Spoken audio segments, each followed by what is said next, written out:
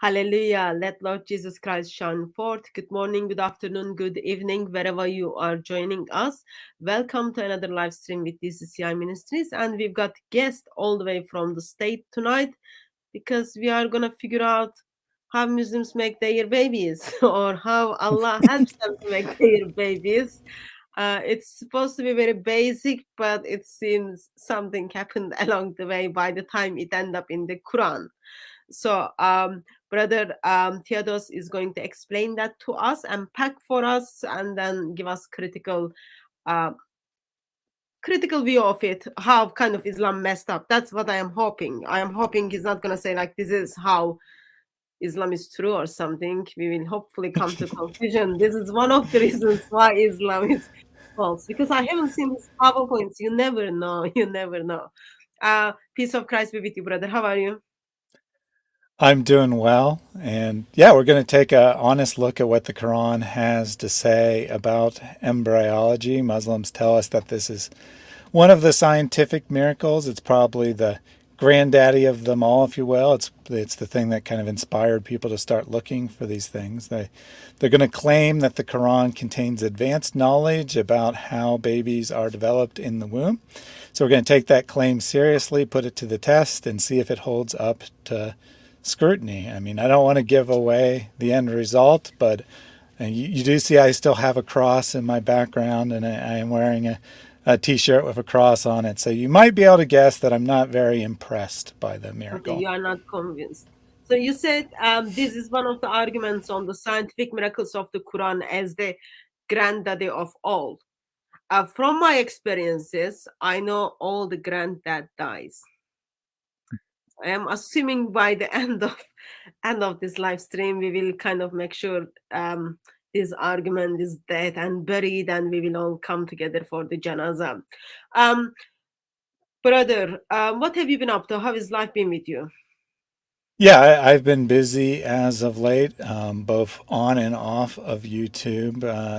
Off YouTube, it's kind of the end of the year push to get things done at work before the end of the calendar year, before the last couple weeks where a lot of people are off, for holidays and whatnot. So not much happens those last 2 weeks or so of the year. So you got more stuff in the start of December that you got to get done. And then on YouTube, I've had a busy week or two. David was on my channel on Monday. That was very exciting. That's the first time he's ever been on my channel. We discussed the future of Islam and Christianity, as well as his own plans, and kind of dealt Why? with this idea that Islam's the fastest growing religion. Yeah, baby making is good. While you mentioned that you had David Wood, what happened to the website you set up, ihatehatun.com? Is it still uh, going? yeah, it should still work. Okay. Okay, so those of you who don't know, even in the body of Christ, we were told we must love one another. There is no other option. Like, I cannot love my brother and sister. My brother set up a website called ihatehatun.com or something. Check that out. It should be fun for those of you who want to find the more reasons to hate me. Come alongside of the brother. On a serious note. So you had live stream with David Wood. What else? What else has been happening on your YouTube channel? Yeah, I've also done a couple videos on Andrew Tate, the new great proof of the truth of Islam that Andrew Tate has converted to Islam. So I did two videos on him.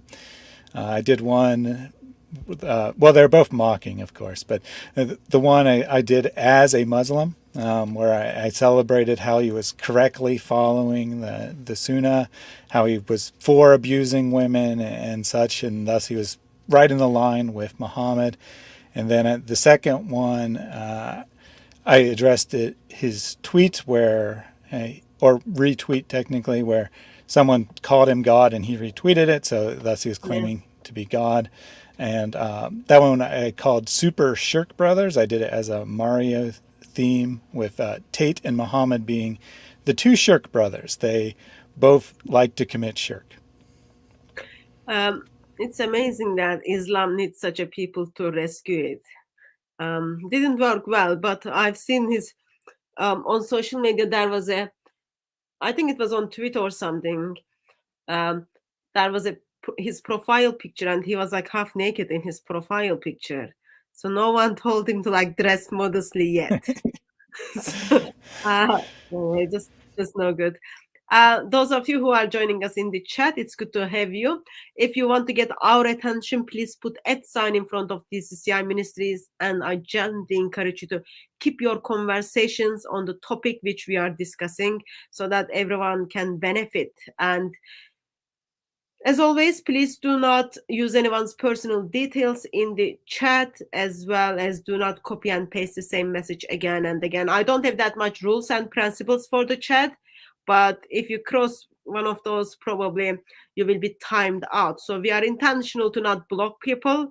Don't kind of abuse my moderators. At the end, they are told by God to love everyone. So don't push them, don't push them. Okay, brother, I'll pass it on to you. You tell us what you have, and then if there are questions, I'll jump in, and then we take it from there, if that's okay with you. Excellent. So you can go ahead and share the slides. We're going to be discussing embryology in the Quran.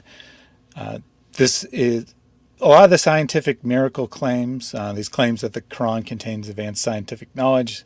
They're really simple, really brief. That that's not they're a positive or a negative. They're just don't take a lot of time to address. Whereas embryology has multiple layers. So we're going to kind of look at multiple different layers of this claim. But let's start off with the claim. This comes from Sabaha Sadat. He is a medical doctor. He's an actual doctor, practicing doctor, unlike, say, Zakir Naik. And he published this article in a legitimate scientific journal, the International Journal of Health and Sciences. Now, it is published by Qasim University, which is one of Saudi Arabia's major universities. So, there might be a little bit of bias in them publishing this, but it is a legitimate journal that actually does peer review and stuff. So I figure this is probably the best article that could be made. This is the best attempt to justify the claims of embryology in the Quran. So we're going to be looking at the best argument we could find. He writes, man's quest to know about his origin has led him to search his roots, and the best source for him has been a religious scripture. The greatest miracle is the Holy Quran. There is an elegant description of origin, development, and step-by-step development stages of intrauterine life in the Quran. Muslims had this knowledge in the 7th century, and the Prophet Muhammad's hadith, sayings, deeds, approvals narrated by authentic narrators, had explained almost everything about natal and even postnatal events. These findings, once presented to experts in the field of anatomy and embryology, surprised them, and they believed that the knowledge given to Prophet Muhammad was indeed divine. Who else would provide his knowledge to the Prophet Muhammad except the Creator himself? So obviously we'll get into the specifics of his claim, but he's laying out his case here. He's saying that everything he's about to say about the verses of the Quran, basically that they prove that Muhammad must have been having contact with the divine creator, or else he couldn't have possibly known these things. So that's the gist of his claim. Okay, let me just kind of understand a couple of things. So Quran is, according to Islamic tradition, according to Muslim claims, is 7th century book. It is the revelation of Allah to Angel Gabriel, who passed it to the Muhammad. Claim is, we know Quran is from Allah because there are informations in the Quran only Allah could know. Muhammad wouldn't be able to know in 7th century Arabia. Therefore, we should be trusting the Quran and then put our faith on it. And then this proper medical doctor is stating Allah chooses to reveal himself and then these informations to man called Muhammad in 7th century. Even though in the Quran, Allah identifies Quran as well-detailed, well-explained book, we also read it from there. There are individuals kind of unpacks for us and then makes this well-detailed book little bit more detailed and full by putting certain narrations, putting certain stories to unpack what Allah meant to say in let's say 7th century. So overall, if you find something for us that within the Quran, it is in this occasion, let's say medically wrong, am I right to come to the conclusion that Quran cannot be the divine revelation from Allah? Yeah, I think that's fair. I mean, if you're going to claim that having accurate medical or scientific knowledge proves that it is from God, then likewise having inaccurate medical or scientific statements would prove it's not from God. Okay. By the way, thank you for expressing this is proper medical doctor, because we recently kind of went through one of the medical doctor who was telling very, very non-medical things. So it's good that we know this guy is sound. Yeah, I mean, as near as I can tell, he works as a surgeon, I believe, at an actual hospital, and he actually practices medicine. He's not a Muslim apologist. He's not written anything else in favor of Islam. So we will see that he does kind of play fast and loose a little bit with the science, but as far as his actual background, yeah, he's a legitimate medical professional.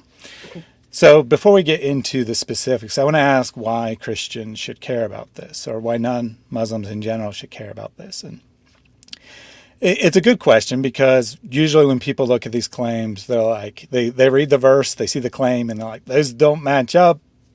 Why should I bother even responding? You know, it's obvious that you're just making stuff up. And thus they don't put any effort into refuting these things. The problem is that Muslims really do value these things. Like, this is one of the main arguments that's made internally in the Muslim world, giving Muslims confidence in the truth of their scriptures, that supposedly science has confirmed the Quran, and thus it has to be what Muslims believe it to be, and that, you know, it's a word of God, because otherwise a human being couldn't write that. So what other explanation is there other than that God wrote it? So because this is so important to Muslims, and they're taught this from birth, and because it's one of the very few positive arguments for Islam, I think we need to take it on. We need to take it seriously, even though our intuition is that, you know, these arguments are ridiculous, that no one would believe them. And they may not convince anyone to convert to Islam, but they definitely give confidence to Muslims. And if we allow that confidence to go unchallenged, then other arguments we make, such as, you know, the immorality of Muhammad, aren't as effective, because someone could always look at Muhammad and say, yeah, I'm really uncomfortable with the fact that he had sex with a 9-year-old girl, but if God told him to do it, I guess I have to accept it. So, you know, you can attack Islam from either, but if you attack it from both, it's a lot stronger criticism, I would say. So before we get to Sadat's claims, let's just lay out the verses. There's 3 main places in the Quran that people will go to look for embryology. There's a couple related verses that might be used to explain things or add some details, and we'll look at those as needed. But the main ones that they go to, of course, 23:12 through 14, and I'm just going to use the Sahih International today. It's not always a perfect translation. They sometimes intentionally change things, but good enough for today's purpose, and it's the most popular English translation, so that's a good place to start. And indeed, certainly did we create man from an extract of clay. Then we placed him as a sperm drop in a firm lodging. Then we made the sperm drop into a clinging clot, and we made the clot into a lump, and we made the lump bones. And we covered the bones with flesh, and we developed him from another creation. So blessed is Allah, the best of creators. 22:5 says similar things in slightly different words.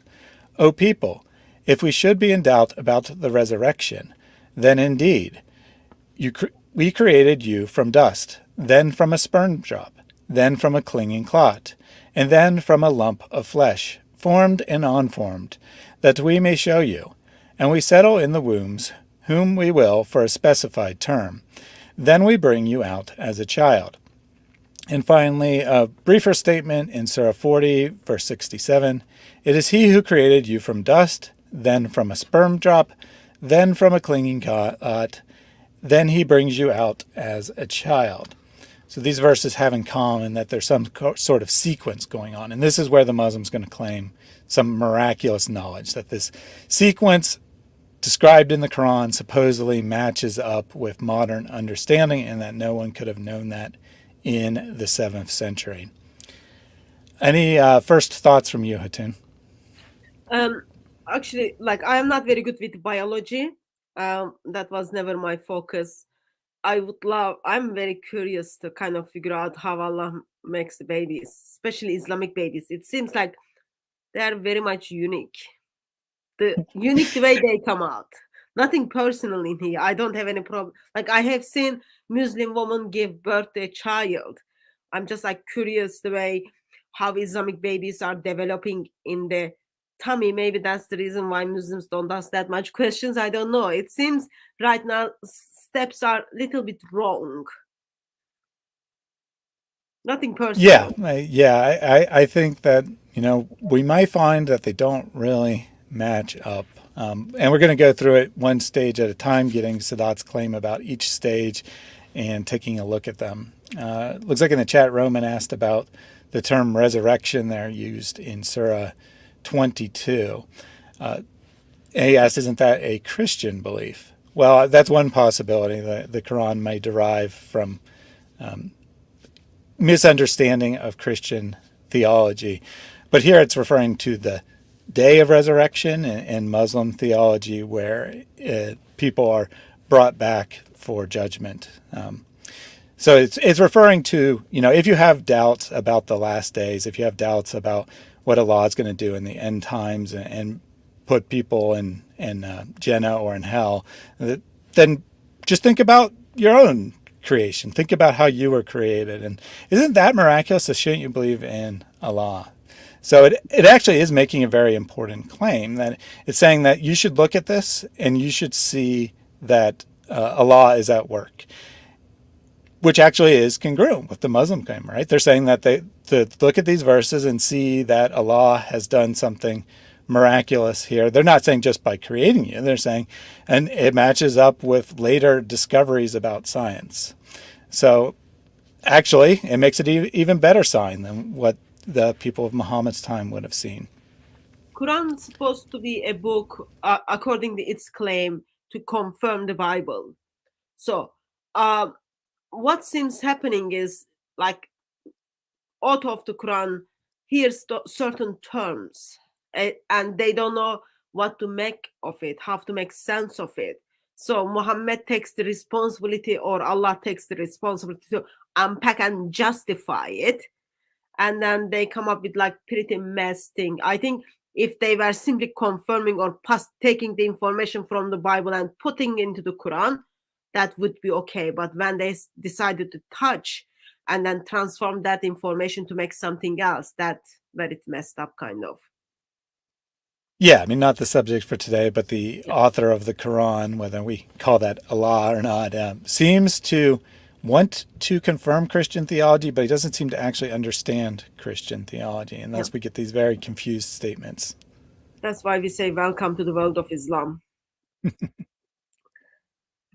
All right, so let's, before we get into the claim of Sadat, we also need to lay out some criteria, because if these are going to be signs for us to trust the Quran, then we need something more than just our subjective opinion. We need some objective criteria to test them.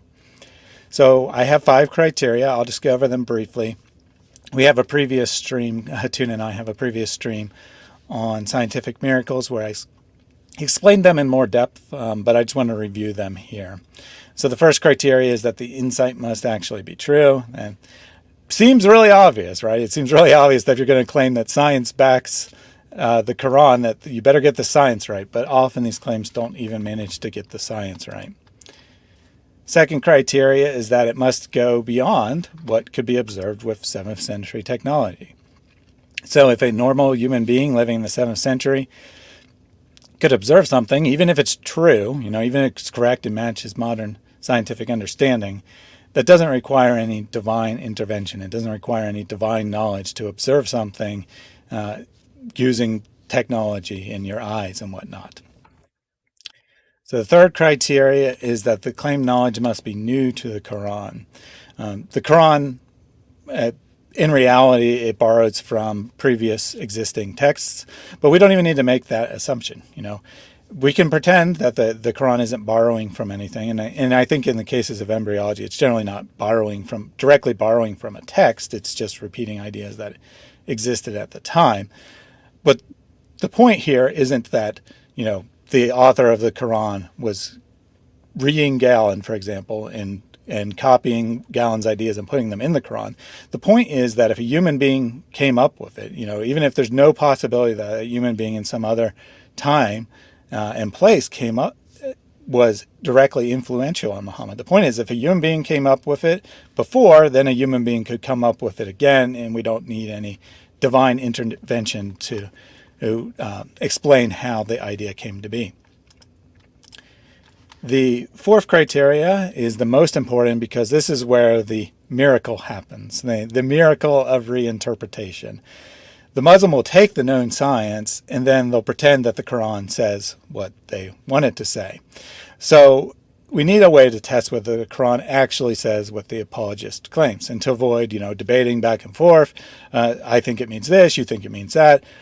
I suggest that we look at the classical tafsir.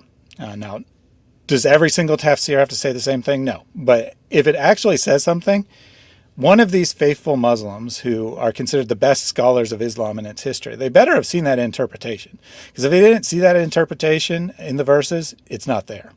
You can't use it as evidence if no one ever saw it until after the science was known.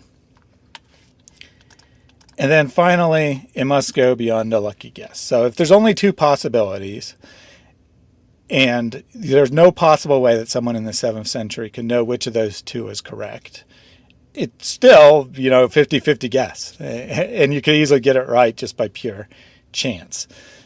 So failing to meet one of these criteria doesn't necessarily prove the information's wrong. It doesn't necessarily prove that the Quran is false, although we will see there are some false statements in it. It just means it can't be used as evidence of divine knowledge. If Muhammad makes a statement that's something that's very obvious and it is true, that doesn't mean that the Quran is false. It just means that you can't use it as evidence. It fails the second criteria, for example. Any comments on these criteria? Well, I think those are good criteria. We only need to put them in test. And I believe you did so. So let's see what we have there. All right. It is. I think one of the things for me is like how Muslims can easily pick and choose when it comes to which criteria they are going to follow. So therefore, we end up like a little bit more criteria than Muslims have. Yeah, I mean, the reality is that they'll look at it and they'll say it's obvious. Well, it's obvious isn't an argument. That's a subjective opinion. If you want this to be evidence, you need something objective, not just your opinion. Yeah, and so briefly, is affecting your eternity. Yes, definitely. Yeah, everyone should want evidence. If these miracles, miracle's not really the best term, but if the scientific foreknowledge was actually true, then it should hold up to scrutiny. And if it's not actually true, then the Muslims should want to know that. They shouldn't just want to believe something because it's convenient for them. They should want to know what's actually true. So we'll briefly touch on what I call stage 0 here. I called it stage 0 because Sadat doesn't actually mention this, but some other Muslim apologists do. The first part of the passage in Surah 23 says, "And certainly we did create man from an extract of clay." So Sadat ignored it. Most Muslim apologists ignore it. But sometimes Muslims will take this and they'll say, well, you see, human beings have some of the same chemicals as clay do. So this is also a scientific miracle. That statement's nonsense. I mean, it's technically true that there's some chemicals that human beings and clay have in common, but any two objects pretty much are going to have some things in common.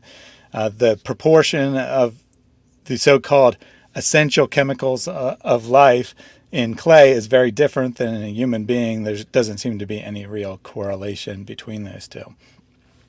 But I think it is fair to ignore this particular point in evaluating the scientific claim here, because I do think that it is actually plausible that the Quran intends this to be a description of the creation of Adam rather than every single human being. Ibn Kathir, for example, supports this. He says that the verse means that Allah tells us how he initially created man from the extract of tin. This was Adam, peace be upon him, whom Allah created from sounding clay of altered black smooth mud. Ibn Jair said Adam was called tin because he was created from it. Kadaya said Adam was created from tin. This is the more apparent meaning and is closer to the context, for Adam, peace be upon him, was created from a sticky tin, which is a sounding clay of altered black smooth mud, and it's created from dust. So the author of the Quran could have been clear that he was referring to Adam, but the imagery's there. Adam is described as being made from clay elsewhere. So I think it is plausible, and I think it is fair to skip over that point. So we'll go ahead and start looking at the actual claims of Mr. Sadat here. So his first stage is what he calls the drop stage, or the nutfa stage.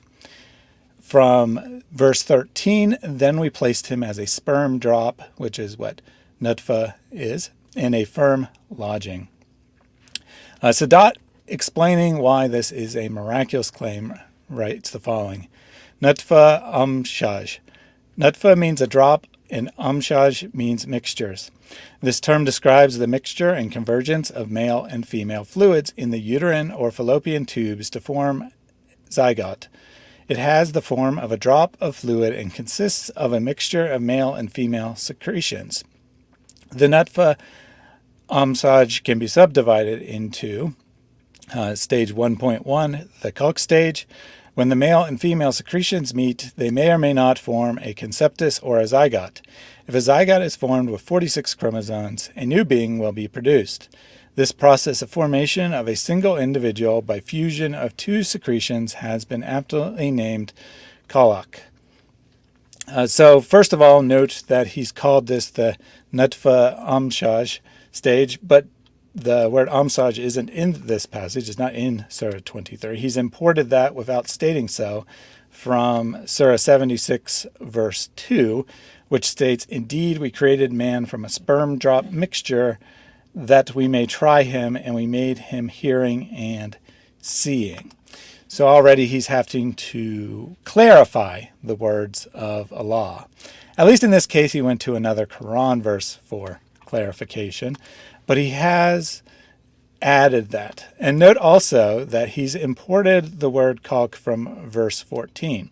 He's going to suggest that there's a stages here, but he's went ahead and took the word that comes much later in the passage and imported it here where he could make it make more sense.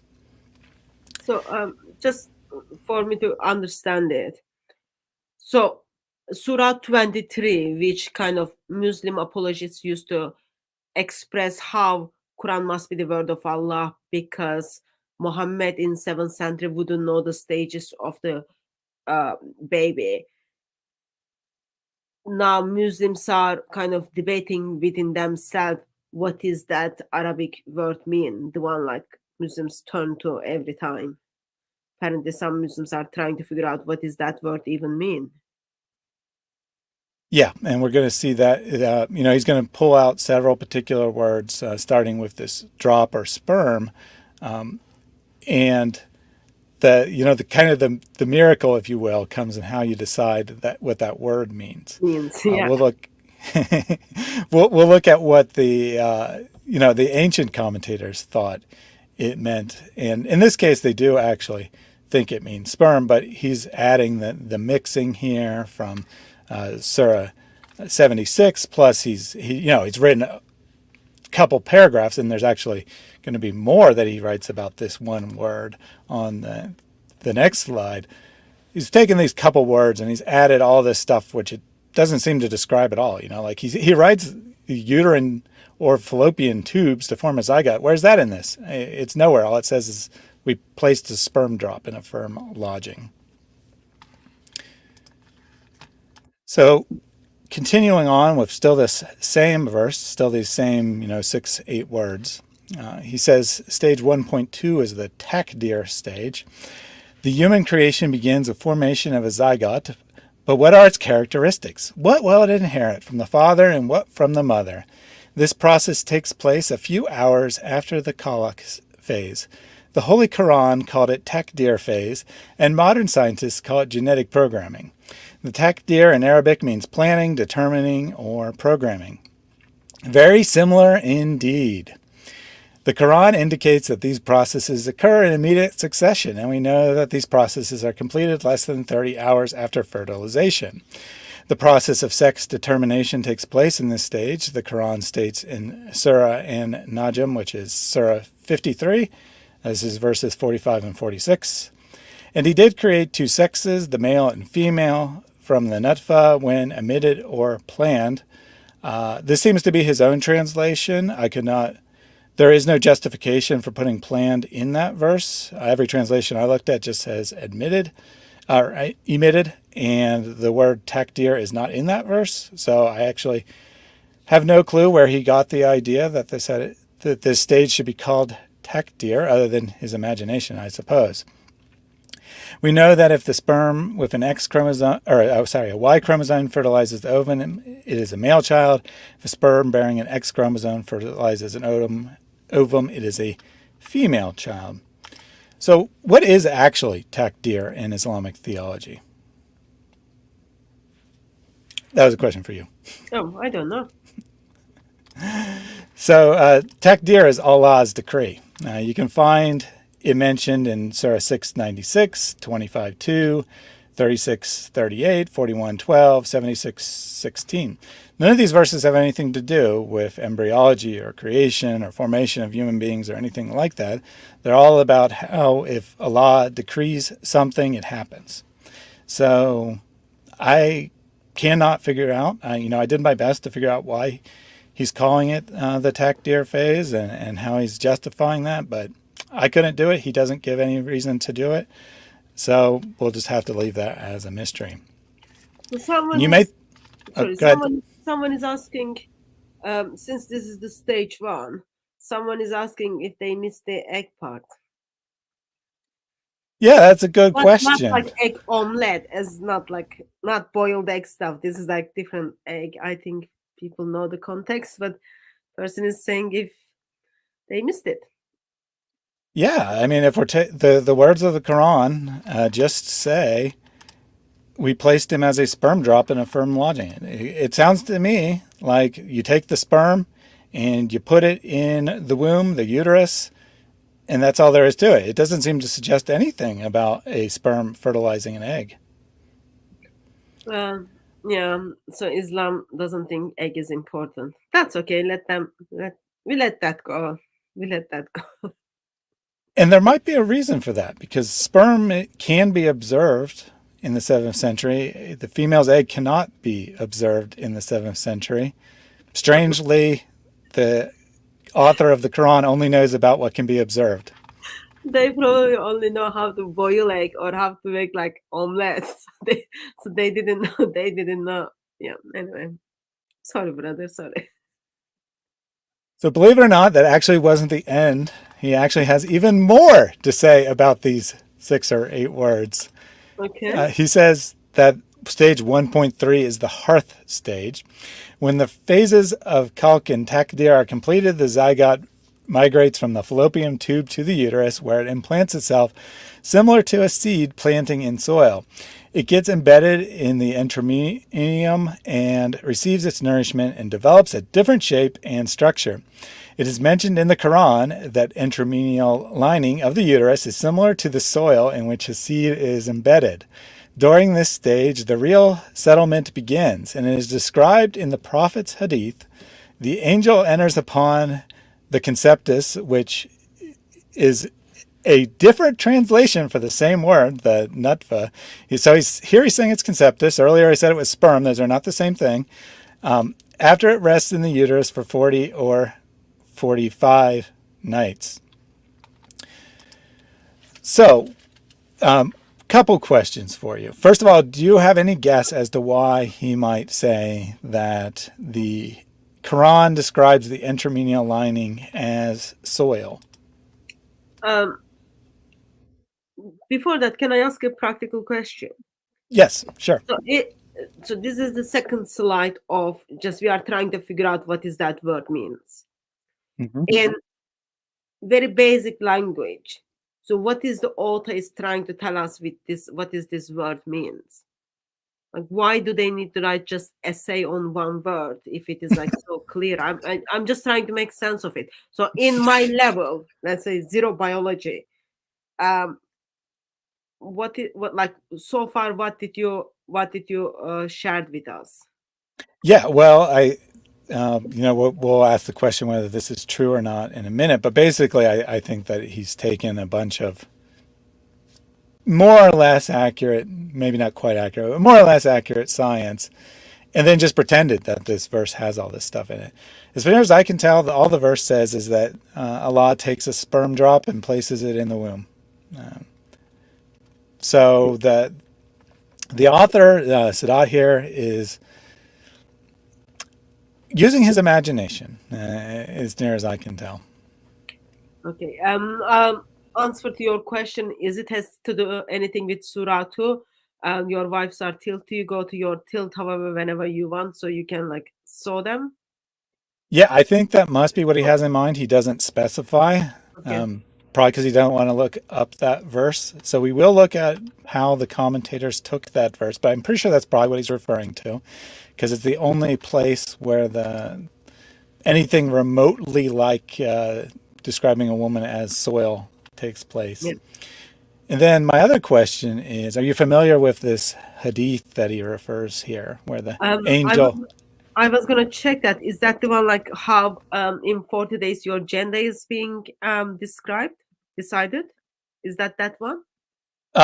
No, it doesn't actually. It's not the one where Muhammad claims whoever orgasms first will determine the sex of the child. However, it does have some other very interesting information. I think that he doesn't quote, he just says that it's in Muslim. I think he's probably, Yeah, you've got think, Sahih Muslim, 6392 says, when the drop of remains in the womb for 40 or 50 days or 40 nights, the angel comes and then says, my Lord, will he be good or evil? And both those things would be written. Then the angel says, my Lord, will he be male or female? Both of those things are written, and his deeds and his actions, his death, his lifehood, those are all recorded. Then his document of destiny is ruled, and there is no addition to it. So that's Sahih Muslim 6392. So where angel comes and then do the qadar, writes your does the predestination, so what you are going to do, all that good or evil, and then also names you, like sorry, genders you, are you going to be male or female? Is that the yeah, and one? so that's what I had was 2643, but I think that it's either different numbering or it's the same Okay. basic hadith in two different places, because it does speak of Allah, or sorry, the angel coming and then asking Allah whether the child should be male or female, and among other things. There's Yeah. a couple related hadith. I think he was probably technically alluding to 2643b, because that one's much shorter, Okay. and it just says the creation one of you is like that. Semen is collected in the womb of the mother for 40 nights. However, that one, if he is referring only to that, then he's being deceptive, because it's called B because it's related to A, and A has the full story that he didn't want to quote. He didn't want to quote all that other stuff, where it says that the lump of flesh becomes bones, and well, actually, here I'll just go ahead and read it. It says the constitutes of one of you is collected for 40 days in the mother's womb in the form of blood, after which it becomes a clot of blood. So notice the clot of blood, at least according to Sahih Muslim, according to Muhammad, the best interpreter of the Quran, stays blood and doesn't become a clot until 40 days. Then it becomes a lump of flesh, and 40 days later, Allah sends his angel to it and instructions concerning 4 things. And so the angel writes down livelihood, his death, his deeds, his fortune, and misfortune. And there was actually 2645 that the angel specifically asks if they're male or female. Yeah, just also the quick side note, sorry. I'm just thinking to use it as well. The hadith reference I read, Sahih Muslim 6000, what was that? 6392. In that, like, when an angel comes, and then first question is like, my Lord, will he be good or evil? That's already been decided, okay? While you are in the womb, angel and Allah decides if you are going to be evil. Like, just like, think about Yeah, I mean, just going think back to this supposed takdir phase, that's what the Quran teaches. It teaches that Allah determines everything about you before you're born. He determines whether you're going to be a good Muslim and obey him, or you're going to be a bad person and disobey. And then he creates you that way. You have no choice in it. It's his decree. You can't get around it. And then he punishes you if he decided arbitrarily that you would be one of the people who disobeyed. Yeah. So just also another quick side note. This has nothing to do with the biblical understanding of predestination. So Islamic understanding of predestination is this qadar thing is like very much disturbing. Anyway, continue, brother. Yep. So we're finally through with his claim about these few words. So let's go ahead and analyze his claims. So we first have to ask, is his claim true? And the best I can say for him is sort of. So he's clearly trying to make the Quran fit the science rather than the other way around. Like he's not trying to distort the science necessarily, but he can only twist the Quran so far, so he has to twist the science a tiny bit as well. When he describes mixing of fluids, that's not a good description at all of the fertilization process. In reality, a single sperm fertilizes a single egg by penetrating the cell membrane of the egg. There is no mixing of fluids. There is a mixing of fluids, but there's no mixing of fluids that causes a baby to be conceived. The baby being conceived is not directly from the mixing of male and female reproductive fluid. It's from a sperm penetrating an egg. So if the Quran is written by an all-knowing God and he wants us to have this knowledge that no one could have at the time, he should have described the drop penetrating an egg. He should not have said, I take a drop and I put it in a firm lodging. Okay, can I just challenge something? Yes. Sorry. You said this gentleman, what was his name? Sabiha Sadat is a medical doctor. I just wanted to make sure, like, is that still correct? Yeah, it's correct. Okay. I'm not in his head. I don't know what he was thinking when he wrote this, but I think he was probably knowing that he was twisting things a tiny bit. Okay. Because like the terms medical doctor would use, even if you are teaching basics to child, will be very much different, and you wouldn't use, as you also express in your slide, mixing of fluids, like such a words. But anyway, I'll let that go. Yeah, I mean, he had to at least make it sort of related to the Quran, so he did his best. He did his best to make it sound like something that came from the Quran. However, if anyone lives in Saudi Arabia part of the world, or if anyone knows this doctor, please don't go to him. I can at this stage, I can advise, don't go to him as a patient. Yes, brother. Yeah, and the part about him adding in the hadith, that's just clearly false. I mean, there's nothing happens at the 40-day stage related to what he said. He just made life difficult for himself by choosing to include that. I'll let it go since we're discussing whether the Quran contains scientific miracles, but it was a really dumb choice because that hadith is a nightmare. He does not want to be going to that hadith. The science is terrible. So, yeah, like I said, let's give him a pass. He could just rewrite his description. He could rewrite his description to be more scientifically accurate and remove that unnecessary reference to the hadith. So we'll give him a pass, even though it wasn't that accurate. I don't think he'd pass a freshman medical class with that kind of language. So is this observable? Well, if we're talking about the mixing of sexual fluids, then yeah, you can observe that. I mean, kind of obvious. You can use your eyes. If we're talking about every single thing that he claims about what the Quran says, which is technically what we're analyzing, then no, it's not observable. So we can say that not everything was observable in the 7th century. The X chromosome, for example. He talked about the X and Y chromosome. That obviously wasn't observable. That obviously isn't in the Quran either. But hey, it's not observable, so it passes that criterion. Yeah. So is this? You would expect such a basic information if Allah is the author of the Quran to actually share that information, share that knowledge with Muhammad. But yeah, he doesn't do that. 21st century medical doctors are trying to make sense of what Allah meant in 7th century.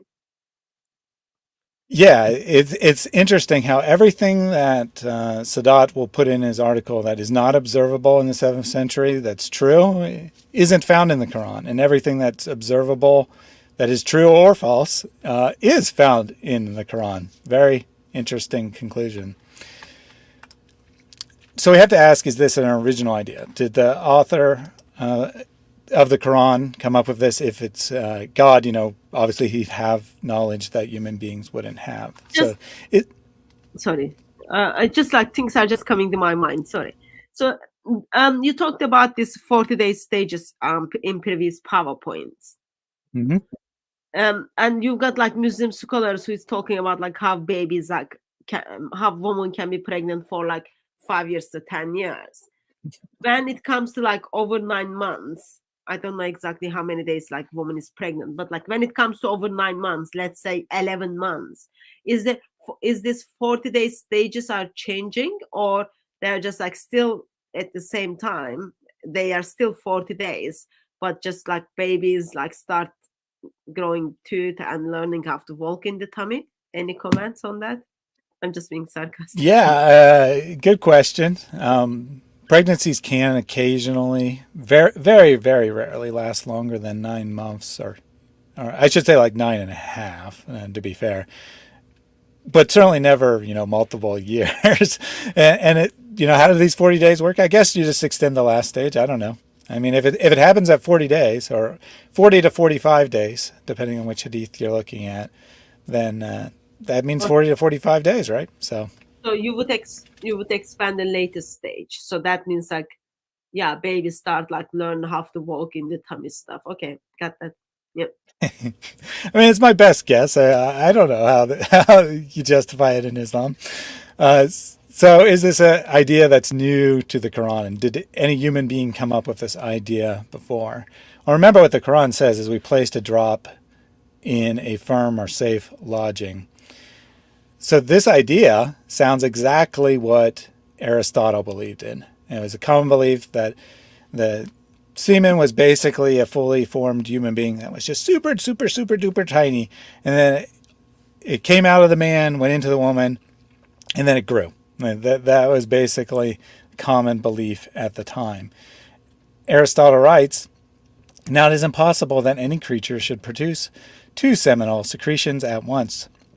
And the secretion of the females, which answers to semen in males, is the menstrual fluid. It obviously follows that the female does not contribute any semen to generation. So Aristotle's theory was that women contributed menstrual blood, and that the semen, which is kind of a fully formed person, fed on the menstrual blood and it grew from there. Obviously, he's way wrong, but it's very similar to the Quran's idea. You take the semen, the seed, you place it in its lodging and it grows. Very compatible with what the Quran says. If we grant the mixing and we say that both the male and the female contribute to the genetic makeup of the child, which again, questionable, but if we grant that, then it matches the idea of Hippocrates, who said, in fact, both partners alike contain both male and female sperm. The male being stronger than the female must originate from a stronger sperm. Here is a further point. If both partners produce a strong sperm, then male is the result. So he goes on to describe how you determine, which of the two partners. It could be the male was dominant. It could be the females was dominant. It could be that they're equal mix. Again, complete nonsense in terms of actual scientific terms, but this is his theory. And hey, it matches up with the Quran if we grant that mixing is taking place. You have two fluids, they mix together, and something occurs between those two fluids, and that determines what the child looks like, or what genetic material the child has. So it is talking about like both genders to produce sperm. Yeah. So Hippocrates thought, not only that, he thought that there was a distinctive male sperm and a distinctive female sperm, and he thought that both males and females produced both of them. And so if the male produced a male sperm and the female produced a male sperm, then you'd get a male child. If they both produced female sperm, then you'd get a female child. If it was mixed, then there was a fight that took place, and the winner was determined, and that's how the child was. It's kind of silly, but it's what he believed. Maybe they are just giving the hints of transgender agenda this stage. Yeah, it could be. So we next have to ask, does the Quran teach it? So there's kind of two questions here.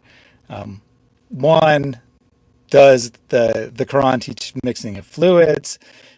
Two, does it teach the sperm being placed in the womb? And then three, does it teach all the other stuff that Sadat said? So rather than going, he had like, 10 or 15 different things that he claimed that the verse was saying. So instead of like going through point by point and saying, nope, the tafsir don't teach that, let's just look at what the tafsir actually do teach.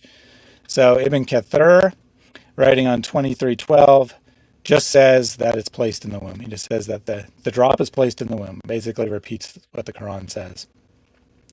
On 76.2, he does explicitly state that the male and female fluids mix. So we can give the Quran credit for saying mixing takes place. That's all we can conclude safely from Ibn Kathir. Al-Tabari says that the sperm reaches a safe place in the womb. So he probably was imagining the sperm traveling, so he got a little bit more correct, but he's still thinking that the sperm just goes into the womb and grows.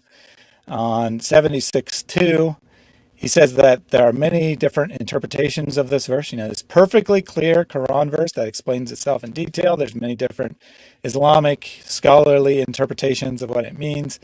He does say that the mixing of male and female fluids is preferred, but he lists that other people believe that male or female fluid becomes dominant, kind of like Hippocrates there, where they fight it out, and one of them wins, and then they determine the sex of the child. Or he says it might also refer not to the mixing of male and female reproductive fluids, but the mixing of blood and water. Qurtubi on 2312 just says that it's sperm, and he doesn't say anything else. He doesn't have any of those fantastic interpretations of Sadat. On 76.2, he says it might be the mixing of the man's fluid, or he says it is the mixing of four things: the man's fluid, the woman's fluid, that's a typo, it should say fluid, the woman's blood, and a blood clot. So all those things mixed together to create a child, according to Al-Qurtubi, under inspiration of what the Quran has to say. Finally, we should also look at Surah 2, 223, since Sadat brought that up. All the tafsir talk about the same thing. They all say that this verse is about the permissibility of different sexual positions. It has nothing to do with how a child's determined or about a woman being, her uterine lining being like soil. They just say it's about sexual positions, and they say that a woman being is a place to grow your crops, or put nicer, a place to grow your baby. But there is nothing about any soil. That's entirely his imagination. Okay. So for one word, very interesting and unique opinions to try to make sense of what Allah said in His word. Yep. Yep. Allah seems perfectly clear to me, at least in this verse. He seems to say that he's taking a sperm and he's placing it in the womb. But that's not correct. So you got to use your imagination. You got to find other things to talk about. So our last criteria, is this a lucky guess, or could this be a lucky guess? Well, I mean, it's kind of obvious. I mean, how else would children be formed other than something related to sex? I'm sure ancient people were well aware that when they had sex, sometimes the woman got pregnant. So it doesn't seem like it's very hard to guess. And there's really only three possibilities. It could be the man alone providing the child. It could be the woman alone, or it could be both together. And as we've seen, arguably, the Quran offers two different possibilities. You know, Surah 23 seems to say that it's just the man's sperm, and Surah 76 seems to say it's the male and female fluids mixing together. So, yeah, looks like could easily be a lucky guess to me. Before I reveal my conclusion, what are your thoughts? Do you think this is a scientific miracle for stage 1? I think this is the miracle of miracles. It is a miracle in a sense. Quran is well detailed, well explained book, and now we are looking at Surah 23 is one of the verse Muslim missionaries would go to make a case that Quran is divine. Yet, just we looked at one word, and I seriously at this stage, I'm not sure what is the meaning of the word, because medical experts and scholars and authors are trying to make sense of it, and you would expect by now they all come to conclusion and then burned everything disagrees with what they wanted to say, and then we've got only one version. But it just helps me to be just put my thinking face on, and not sure if I like to put my thinking face on simply just talking on only one of the most obvious, most famous verse on very famous verse which Muslim missionaries turn to. So I'm just nothing personal to you, brother. You've done great job, but you just made us a little bit more confused with because we are just trying to find out the word first, and then we will figure out the biological steps. Just confusing. Yeah, I mean, if we look at the tafsir, they all think it's not confusing. They all think it means a sperm drop. Modern Muslims trying to make this into something correct, they can't figure out what it means. They have no clue what it means. Sadat himself offered 3 or 4 different meanings for the one word. And he wants us to not notice that he's changed it to whatever is most convenient for the sentence he's writing. Yeah.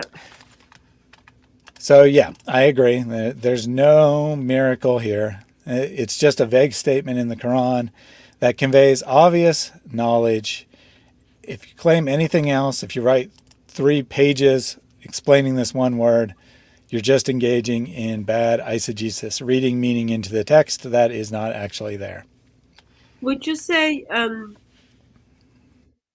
anyway, I'll ask that question at the end. I'll ask that question. Okay. So we didn't find any miracle in stage 1, but let's go ahead and see stage 2, because maybe there's some miraculous knowledge in here somewhere. Who knows? But I just a moment, brother. I am already disappointed with your statement, because you are hunting for knowledge, and you are digging and digging and digging and digging. It should be very obvious, since Allah decided to share His knowledge. Remember, in the first slide, you expressed that how Allah is revealing His knowledge to Muhammad. It should be just there. Everyone should be able to see it easily. Yeah, I would think so too. I think if this was actually some kind of advanced knowledge that is supposed to tell us that God is the author of the Quran, then we should be able to read it, and we should instantly see that this is a very accurate, very detailed description of the production of children. We shouldn't need to go to some medical expert to tell us what all the medical knowledge is and pretend that the verse says that. We should see it in the verse. Yeah. Strangely, we don't do that. But again, be very generous. We'll continue on. We'll look at more, see what else this verse might have to say. We are very generous because our God is very generous. We are just like, okay, maybe they made a mistake here, or maybe they are misrepresenting. Just in case. Yes. Yep, just in case. Maybe the Quran does have some advanced knowledge in this passage, and Sadat just didn't get to the point. He wrote a bunch of other stuff first, and then he got to the advanced knowledge later on. So we'll continue on. Continuing on, verse 14, we made the sperm drop into a clinging clot. So stage 1, we place a sperm drop into the womb, or safe lodging, as the Quran says. And then stage 2, we turn it into a clinging clot. Sadat helps us out again by telling us what this verse actually means. He calls this the alaqah phase. Alaqah is the word translated as clot. The period begins on day 15 and is completed on day 23 or 24, when the embryo gradually acquires the shape of a leech. The Arabic word alaqah has 3 meanings. It can mean leech, it can mean suspended thing, or it can mean blood clot. There's a great similarity between a freshwater leech and early embryo. The enclosed picture shows the similarity between the two. I'll pull up his picture here in a second. The second meaning is a suspended thing, and that is what we can see the way the embryo is attached to the placenta in this stage. Both these meanings describe and reflect accurately the external appearance of an embryo at this stage. The third meaning, the blood clot, describes the most important internal structure that affects the external appearance. For in alaqah stage, blood is formed in the blood vessels in the form of isolated islands, and the embryo resembles a blood clot. Descriptions are given miraculously, in this single word, alaqah. So let me go. Ask some questions. Can I? Yeah, I'm going to pull up his very fuzzy picture. This is actually he took a bad photograph of what appears to be a commentary on the Quran and put it in his article. I'll have a better picture in a second, but I thought I'd go ahead and pull that up while you're talking. Yeah, I've got a similar picture as well. I am okay. You need to move your picture a little bit to the left or something. Yeah, I'll go back.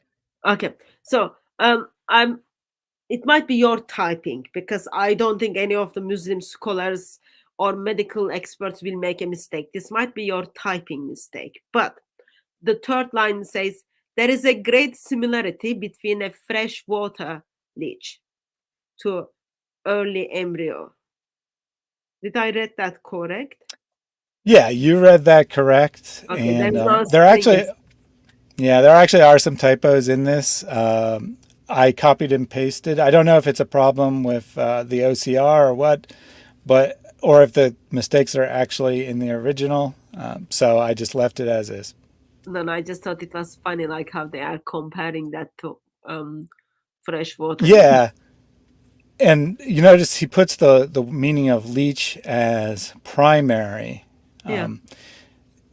Probably because he thinks that's the one that's most miraculous. But if you just think about the word, well, first of all, it's almost always used for blood clot. And second of all, that makes sense why a animal that feeds on blood, that a word meaning blood clot could come to describe that animal in some contexts. It doesn't really make a lot of sense why a word meaning leech would come to also describe a blood clot, however. So I think that blood clot's certainly the primary meaning, and he even called it the clot stage, so he's acknowledging that's what it really means. But of course they have to go into this apology of it doesn't really mean blood clot, because that's going to be scientifically false. It means leech. Yeah, that's what it means. So you just said, like, just think about that word for a bit. I don't want to think about that word, because medical experts thought about the word and then they came up with 3 different definitions, and still they're not sure about it. Yeah, well, I mean, I think it is technically true that those are possible definitions. But notice that this is a total abuse of the way language works. words can have different meanings, but that doesn't mean they have all those meanings and every time they're used. They have one meaning each time they're used. One and only one. You don't use No, every meaning of a term. I think that's your mistake, because we are talking about Allah, who is the one who makes the speech. So Allah is like so beautiful in his speech. Everything he says can be used in many different ways. Which That's makes it perfectly clear. yeah, Just yeah. gotcha.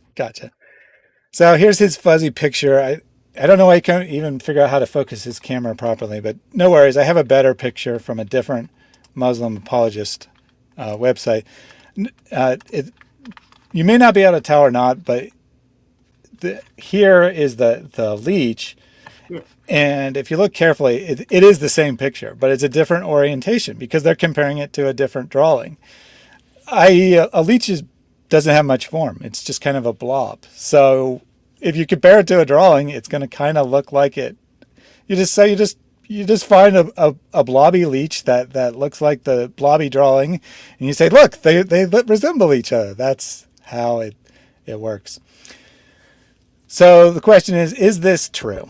And the answer is not really. I mean, you're never going to find a medical textbook. You're never going to find a textbook on development of human beings or embryology or medicine in general that describes an early stage embryo as resembling a leech, because it's a stupid, pointless description. The only reason a Muslim goes to that is because they want to avoid the blood clot. They don't want it to be a blood clot because an embryo is not a blood clot. His second meaning, suspended, is questionable as well. It will eventually be true in the pregnancy that you could describe the developing baby as being suspended from the uterine lining, but it's not really accurate at this very early stage. It's basically attached to it or adhering to it. So suspended is a really poor choice to describe that. And then, as I have already mentioned multiple times, it's not a blood clot. No way, no form is an embryo a blood clot.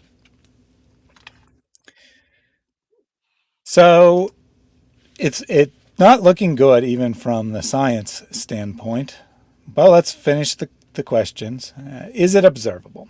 Well, yes, an early stage miscarriage closely resembles a blood clot. That's probably where the author of the Quran got the idea that a baby started off as a blood clot. They observed, or others observed, and they heard other people talking about it. They wouldn't have to directly observe it, but existing human knowledge of the time period from observing miscarried babies was that very early on the baby was a blood clot, because that's what it looks like when you have an early stage miscarriage. Here are a couple of photos of what an early stage embryo actually looks at. A very high-powered electronic microscope on the right, and it's probably the left for the audience, and a scientific drawing on the right.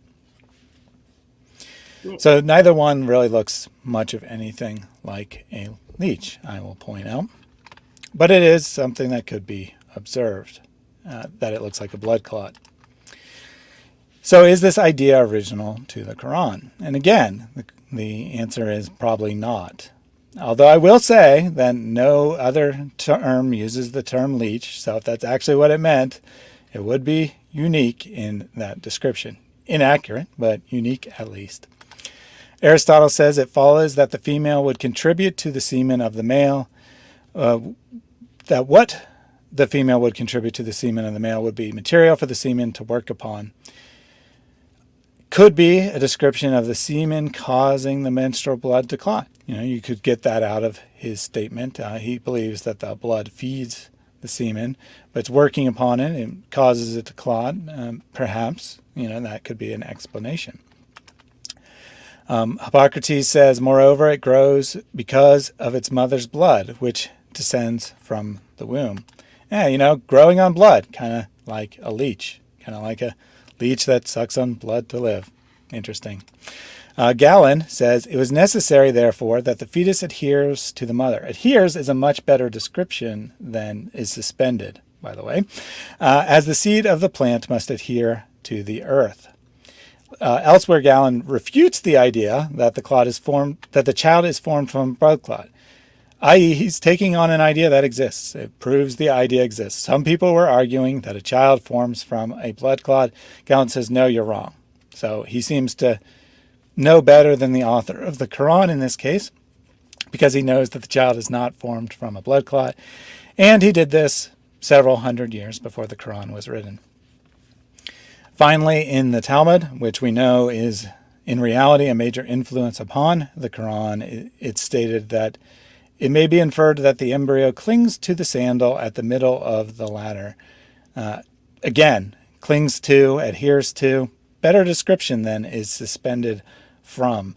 So if the Quran is portraying advanced scientific knowledge by saying that the embryo is suspended from the uterine lining, then the Talmud seems to be even more miraculous because it gets it better. It describes it better with more precise term.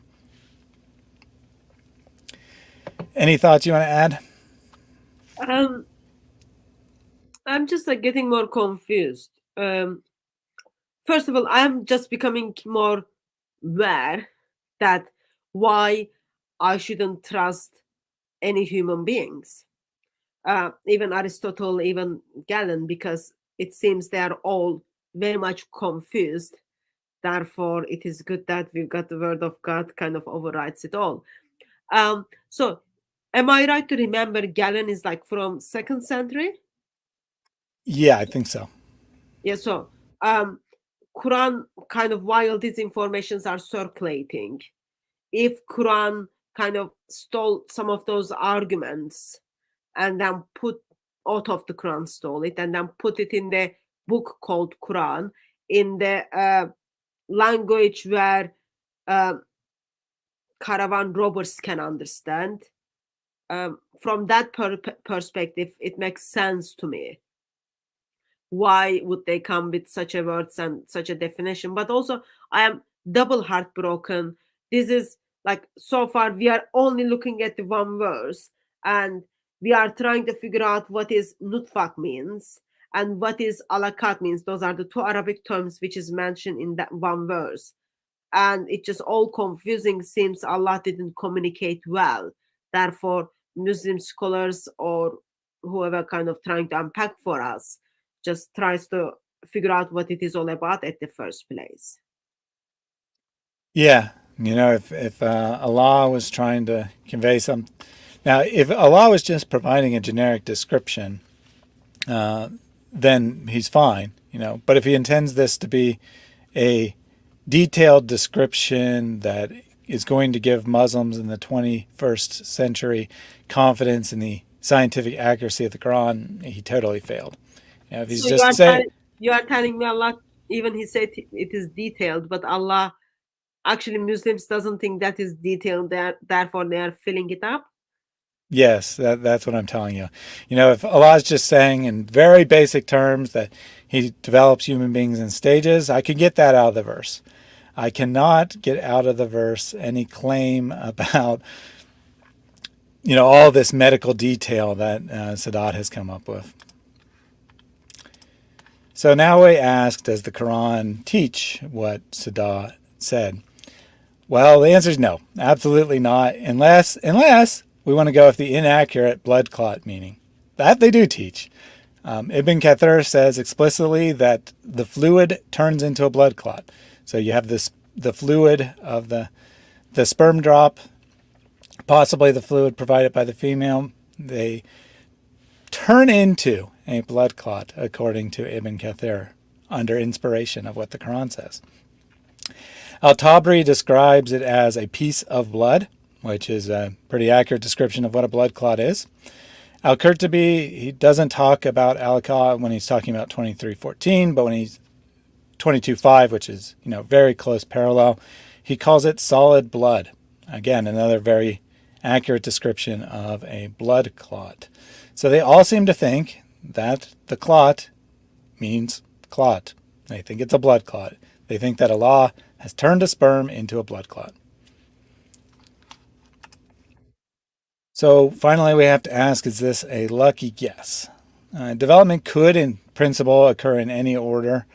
A human being could develop the heart first and the fingernails second and bones third. And so what I'm trying to say is that there's a whole bunch of different orders that could take place. So if the author of the Quran got the order right, that would go beyond a lucky guess. So let's ignore that there is no blood clot stage. There's never any stage of human pregnancy that could be accurately described as a blood clot. And let's say it's a pass on the lucky guess criteria. So given all that, do you think that this second stage is conveying some advanced scientific knowledge? No. Is the answer no? Yes. The answer. If my answer is wrong, that means you are not a good teacher. Yeah, you're correct. There's no miracle here. All we have is a factually incorrect statement about blood clots. The modern apologists trying to make this into something else, into a leech or a hanging thing, demonstrate the error. They do not demonstrate that there's a miracle. They demonstrate that Allah chose the wrong word to describe this stage. Sadly, Allah is not looking so good. But Sadat's not ready. I was reminded today that if you don't know something, just say, I don't know. And then go and do your homework. It seems Allah kind of forget that very basic principle. He doesn't know, but he's forcing himself to share the information which he doesn't know. If the author of Quran is Allah, of course. Yes. Yeah. He doesn't know everything, apparently. And then he is not humble enough to just admit that. He tries to make a guess and he gets it wrong. But Sadat's not ready to give up yet. He has a third stage for us, which is the Mudghah stage. Corresponding to these words in verse 14, we made the clot into a lump. The translator has to clarify in the perfectly clear word by adding a flesh, because it really just says lump. It does not say flesh. They want it to mean flesh. So the translator adds flesh there, but it really just says a lump. So Mudghah means lump. Sadat writes, the second stage is the Mudghah, which means a chewed substance. The embryo changes from alaqah to Mudghah stage at 24 to 26 days. The word Mudghah means something that has been chewed by size, or chewed by teeth, or a small piece of meat of chewable size, or just a small substance in general, so not necessarily meat, any substance that is small. In this phase, the embryo resembles a chewed substance, but still bears the teeth marks. The embryo shows the distinct somites which resemble teeth marks in the embryo's body. The second and third meaning of Mudghah apply to the embryo in relation to its size, for it is approximately 1 centimeter in length, the size of a chewable object. Outside surface in alaqah stage is smooth, and in Mudghah it acquires furrows, swellings, and corrugated surface, which gives the embryo the chewed appearance.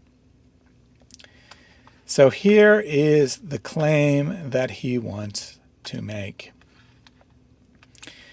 So we have to ask the question. Oh, I should point out that he had another blurry picture to justify his claim, very closely resembling the one I have on screen that is not blurry. Not exactly the same, but I found it's the same scientific diagram, different Muslim chewing a piece of gum. So is this true? Well, again, the best we can say is kind of, sort of. No textbook is ever going to describe the embryo as resembling chewed meat or showing teeth marks. All of these things are I'll be generous. These things are imaginative descriptions, but they're not scientific descriptions. They're not the way a scientist would describe the appearance of an early stage embryo. But of course, an embryo is small. that part is correct, and no scientific problem with that. Note also that this picture is gum. He said it meant chewed meat, but this is a picture of gum.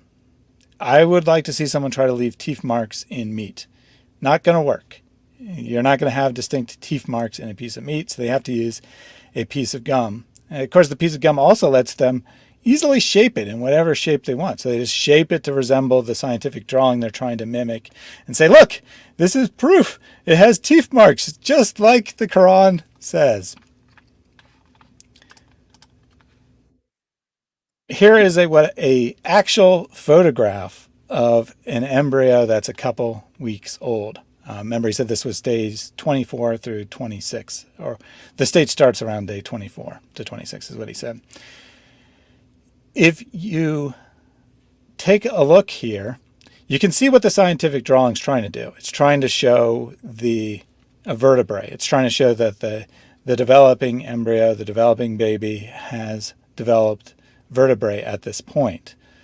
However, when you actually look at the actual picture, you can see how it corresponds to the scientific drawing, but you can see that the vertebrae don't actually resemble teeth marks at all. That they've just chosen this picture because the drawing is not perfect, and the drawing kind of sort of looks like teeth marks, but the actual photograph looks nothing like teeth marks. So it's just deception, I would say, to say that, look, this is what an embryo looks like when, and see, it has teeth marks like this piece of gum. No, that's not how it works at all. Once I took a gum to speakers going to talk about this. I chew gum and then asked them if they look the same. I put the gum in my hand. It was like, oh, disgusting though. Even it was my own gum, but it was still disgusting. Try to make the point, and then guy says, yeah, they are the same. That's funny. So our second criteria is it observable? And yes, an early stage miscarriage can resemble a chewed up piece of meat. So I have a warning here. If you don't want to see what a early stage miscarriage looks like, turn away from your screen now, because I'm about to reveal what it looks like. So here's several different pictures of early stage miscarriages, and you can see how it looks like a piece of meat. You can see how, if that's what the Quran's saying, that a human being observing miscarriages could determine that, yeah, this second stage, if you want to call it that, looks like a piece of chewed up meat. So we'll go on. Just a quick point. Even though these are the description Islam uses for miscarriage, just remember every life is given by God. So today people intentionally want to kill those lives, or sometimes because of the medical problems, those lives are being taken away. Don't fall into the traps of just, oh, not much difference from the chewing gum. There is a life in it. Yeah, I put back up the actual picture. Notice the actual picture, it doesn't look like a chewed piece of meat, but when it's miscarried and it's mixed with the lining of the uterus, it looks indescript. But the actual baby, I mean, they have real features. This is not just a lump of cells, as abortion activists will tell us. This is a baby with features. This is a human being. Yeah. All right, so moving on to the next slide. So it's safe to look now.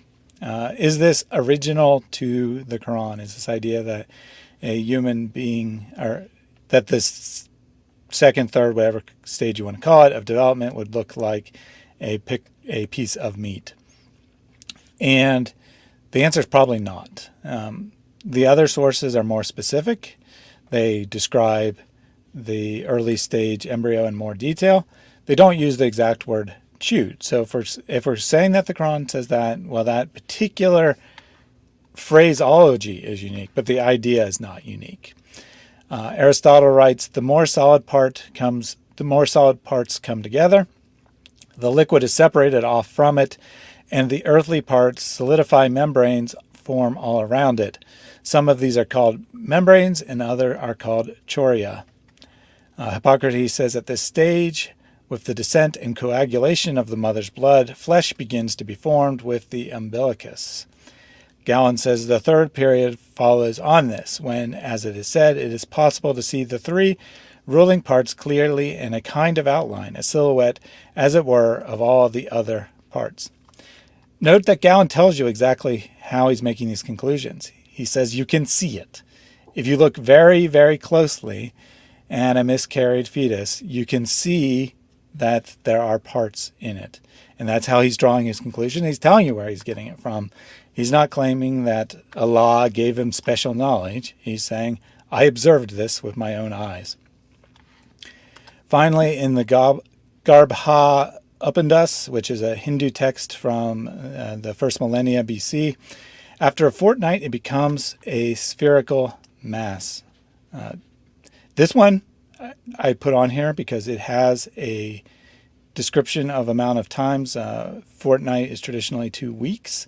So pretty close to the amount of time that Sadat said that the Quran is describing. And it actually specifies the amount of time. So the author of the Quran, if they wanted to specify this was at 24 days, they could have done so. But they didn't. The author didn't do that because they didn't know, would be my assumption. But even ancient Hindus had some idea of what the time frame was when a baby was being formed in the womb at different stages of development. Moving on, we ask, does the Quran actually teach what Sadat claims? Maybe a little bit. I'll be generous and maybe it does a little bit. The commentators disagree on the shape of this object. The lump, right? The Quran calls it a lump. They disagree on the shape of this lump, but they don't say anything about teeth marks. That's completely a modern Muslim apologist invention trying to make it look like a scientific drawing. Ibn Kathir says that it's a piece of flesh with no shape or features. Oh, gee, where could he have gotten that idea? Maybe from the Quran describing it as just a lump? Al-Tabri says he doesn't seem all that concerned with what the lump looks like. He just repeats the exact words of the Quran, and he doesn't discuss what it looks like at 22:5 either. Remember that the miraculous claim here was that it visually resembles the way a baby looks in the womb. Kurtubi doesn't talk about the Magaha at 23:14. On 22:5, he says it's a little meat, and he says it is chewed. So that's why I said maybe we can give the commentators a little bit of credit on this one, because Kurtubi does say that it's chewed. So he does actually come somewhat close to the meaning of the modern apologist there. Last question. Is this a lucky guess? Well, the verse is really too vague to say anything unless we allow that it says teeth marks, which it doesn't seem to actually say. But for the sake of argument, we'll pretend that the verse does include this teeth mark idea, and we'll give it a pass on the lucky guess. So given this information and your careful study of the Quran, do you think that this is a miraculous knowledge that the Quran is portraying? Yes. Well, I'm going to have to disagree here and say that there's no miracle, because it's just a vague statement that could be easily observed from miscarriages. And I just want to express also, like, I am offended by how the very language Muslim apologists or medical doctors, Muslim scholars are using for a life which is in the womb. Reason for that is like that life is meta. And if you describe that life with, oh, it looks like a leech, oh, it looks like a gum, then what do you expect people to do it? Oh, well, I don't want extra gum in my tummy, I need to get rid of it. Oh, I don't want leech in my tummy, I'll get rid of it. I think that's like very offensive language at all for me. Yeah, I would agree that, in their desperation to make the Quran true, they diminish the value of the baby. Yeah, Although they're not necessarily out of line with Muhammad there, since he didn't seem to think that the baby became a human being until 40 days. yeah. So, yeah, no miracle here, just something that you can observe from careful observation of miscarried babies, as Gallon himself says he did. So the next stage is the bones stage, the Izam stage, So which so far, correspond.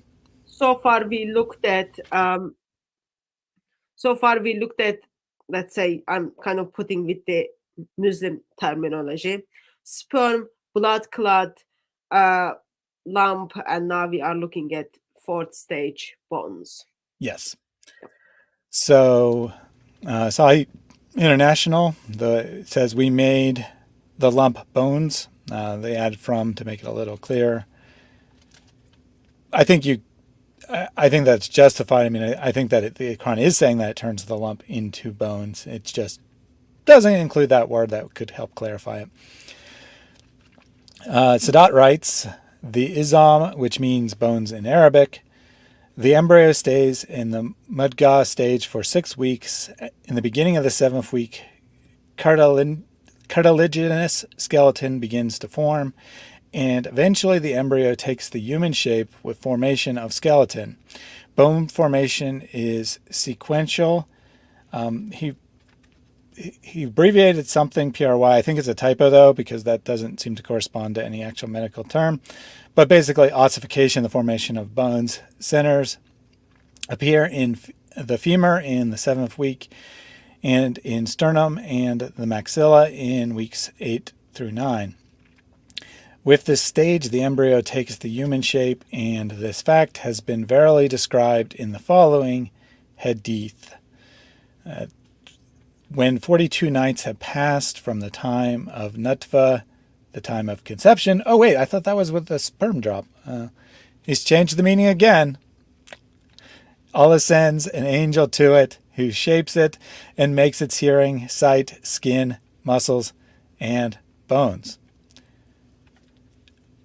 He concludes, before 42 days, the embryo cannot be distinguished from the embryo of other animals, but at this stage, it clearly becomes distinguishable. So for 40 days, woman might be carrying monkey or lion or cat or anything. There is nothing makes, according to Islam, Mm-hmm. you are not human for 42 days. Yeah, I think that, Muhammad's the best interpreter of the Quran, and that's what he seems to believe, because there's several hadith. Some say 40, some say 42 days, some say 45 days. We'll ignore the slight difference there and say somewhere around this time period. An angel visits the mother, and that's when they make the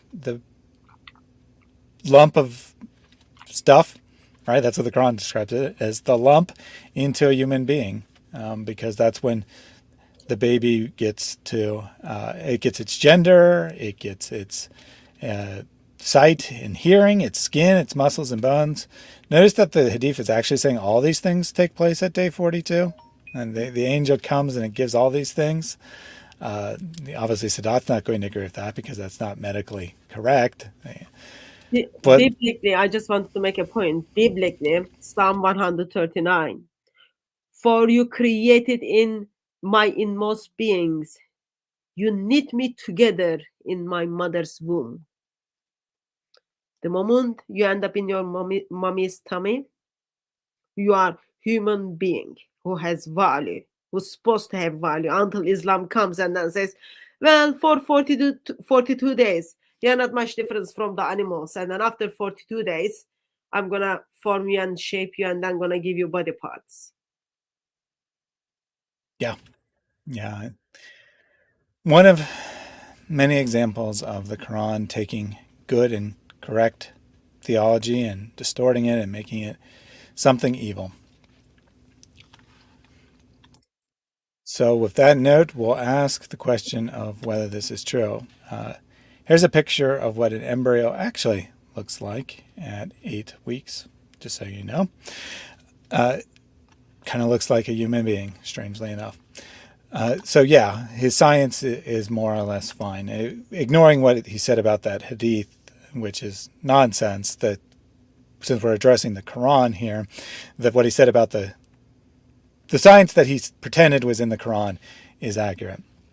But note that he did slip in this deceptive phrase. He said cartilaginous skeleton, i.e. not bone, it's cartilage. That's correct. That's scientifically correct. But that's not what the Quran says. The Quran says bone. It doesn't say cartilage. Skeleton is not actually bone at this stage. And human embryos are distinguishable before 42 days. Genetically, they're distinguishable from conception. Visually, they're distinguishable from within a few days. And just for fun, I have some visual evidence of that. So you have here a human embryo at 6 weeks, and you have a bat embryo at 6 weeks. You can see there's a vague similarity in the shape. I mean, this is just kind of the nature of being confined to the womb. The most efficient shape is kind of curled up. But you see that the bat has distinguishable wing bones here. You can see the kind of the outline of the wing being formed here. Whereas the human being, you can see the outline of little fingers. The hand looks absolutely nothing like the bat wing that is being formed. How many weeks did you say this is? 6 weeks. 6 weeks. Okay. Which is 42 days. Or, sorry, 42 days would be 7 weeks. But 7 weeks is when, so I put 6 weeks because he said before 7 weeks they're not distinguishable. So yeah, and also helpful to remember, so it's supposed to be just bones according to Islam. All that white thing you are seeing shouldn't be there at all. We should have only the bones.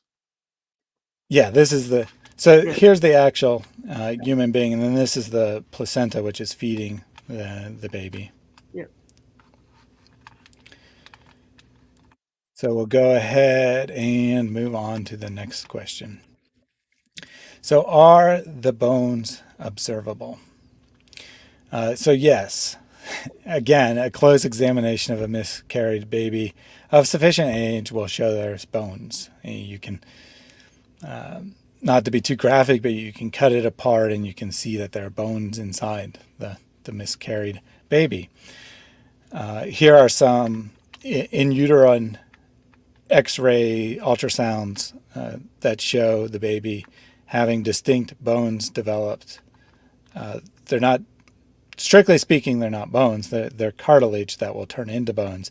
But you can see that this is taking place. This is something that a human being could see with careful enough observation, even without a microscope. How many weeks is this pictures from? I believe that the first one is going to be around our time frame of 7 weeks. Okay. And then the other one is a little bit more developed. As you can see, the baby doesn't yet have legs at this earliest stage. Legs form later on. Yeah.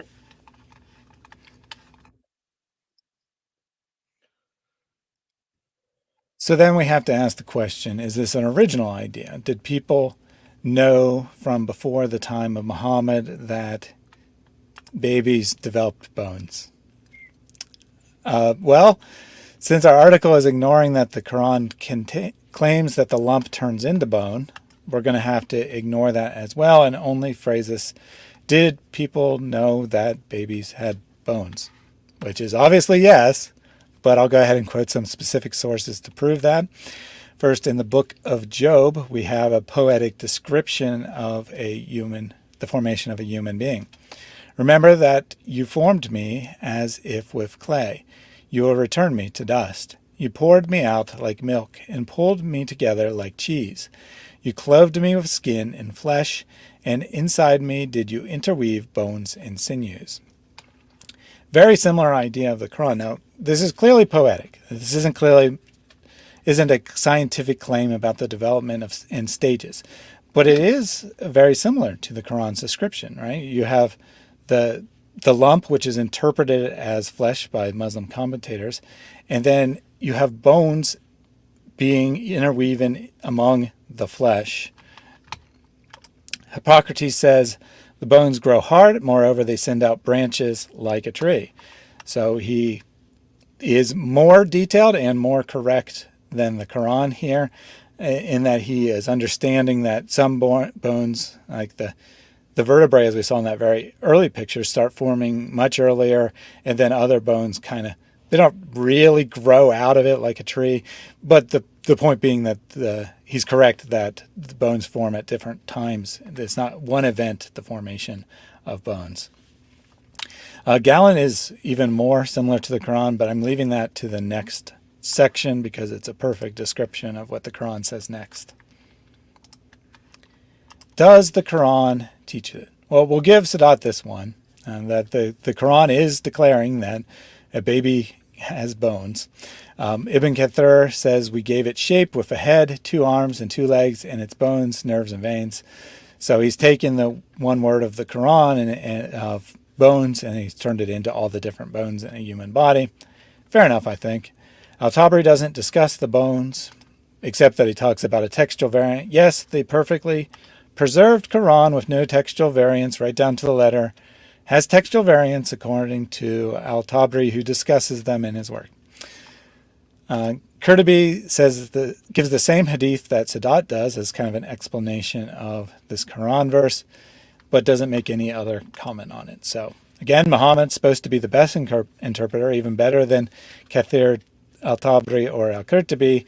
So, we go to his interpretation, and he says all this takes place at day 42 when an angel visits and turns that indescript lump into an actual baby.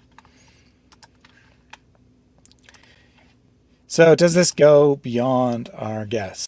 Well, since we've had to ignore that the Quran inaccurately claims that the lump of flesh turns into bones, all it is saying is that bones are formed at some point, which is patently obvious. Babies are born with bones, so they have to have bones form at some point. So yeah, you don't need to guess that. That's just common sense.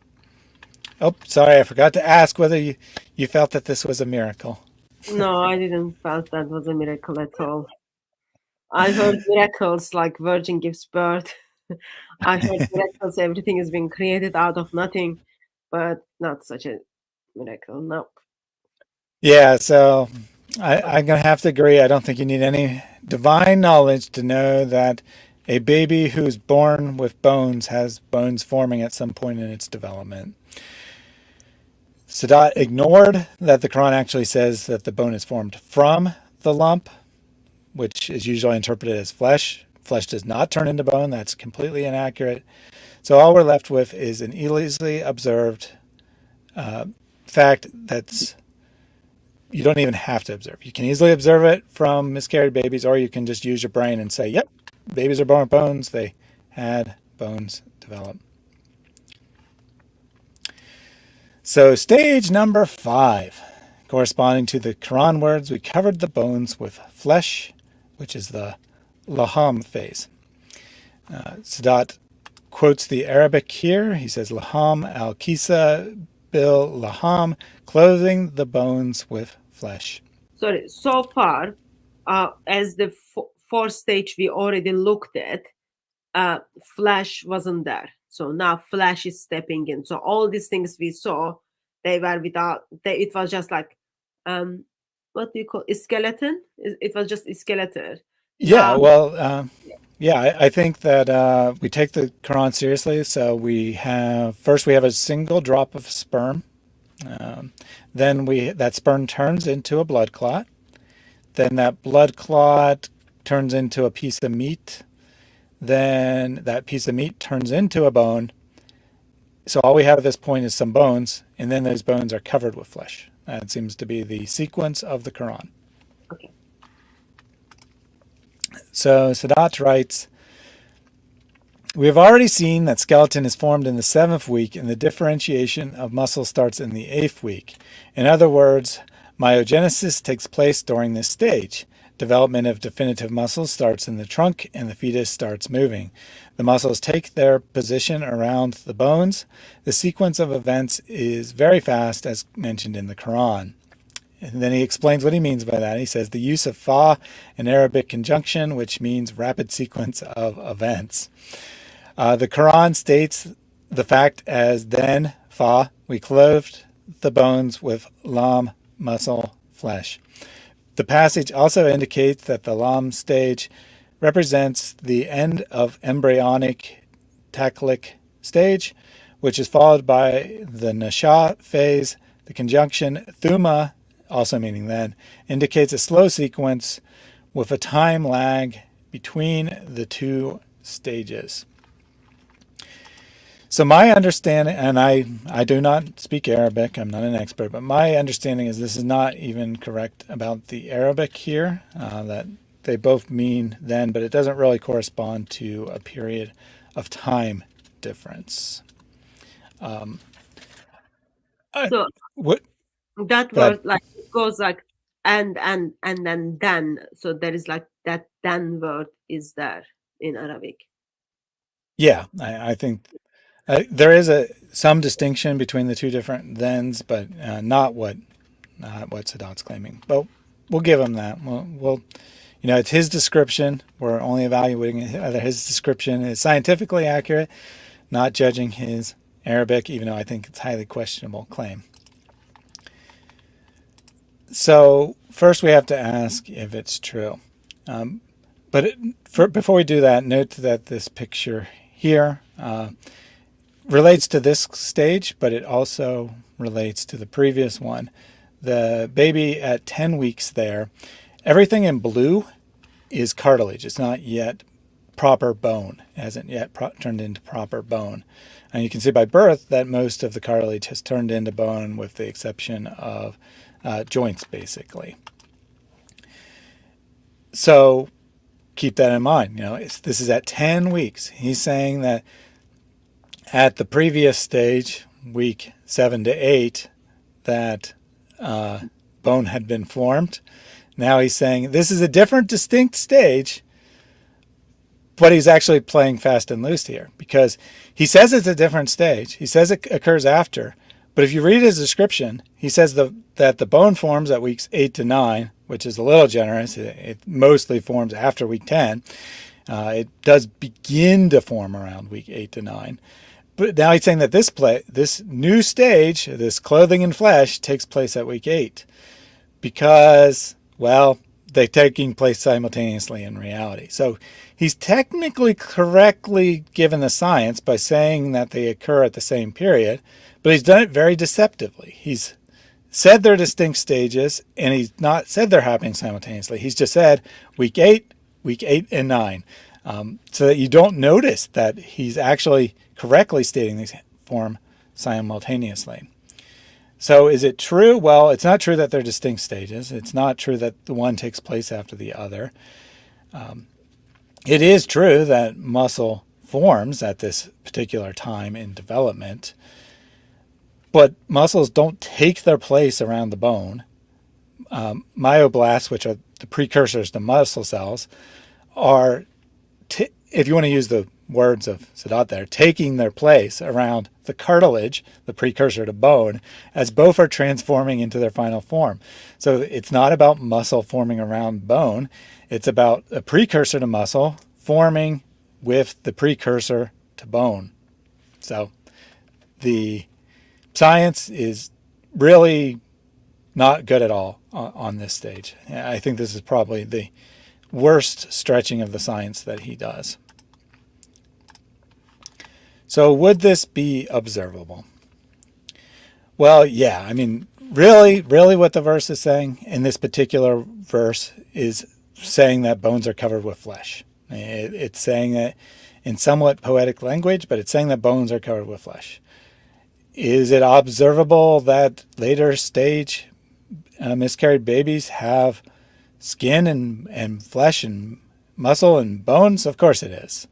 Plus, a baby's born with those things, so they obviously have to develop at some point in time. Thank you, Trinity Matrix. Very humorous comment.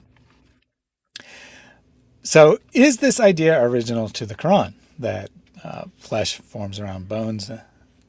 Of course not. Earlier texts contain not only this idea, but very similar wording. We already saw the words of the book of Job, which sound similar to the Quran. I'm not going to assert that the author directly copied the book of Job, but it's not impossible either, because it describes skin and flesh around bones and sinews. Now, on the previous slide, I said we'd get to Galen, and here he is. Thus, it has caused flesh to grow on and around all the bones. It made an ends of the bones ligaments that bind each other, and along their entire length is placed around them on all sides thin membranes called peristyle, on which it caused flesh to grow.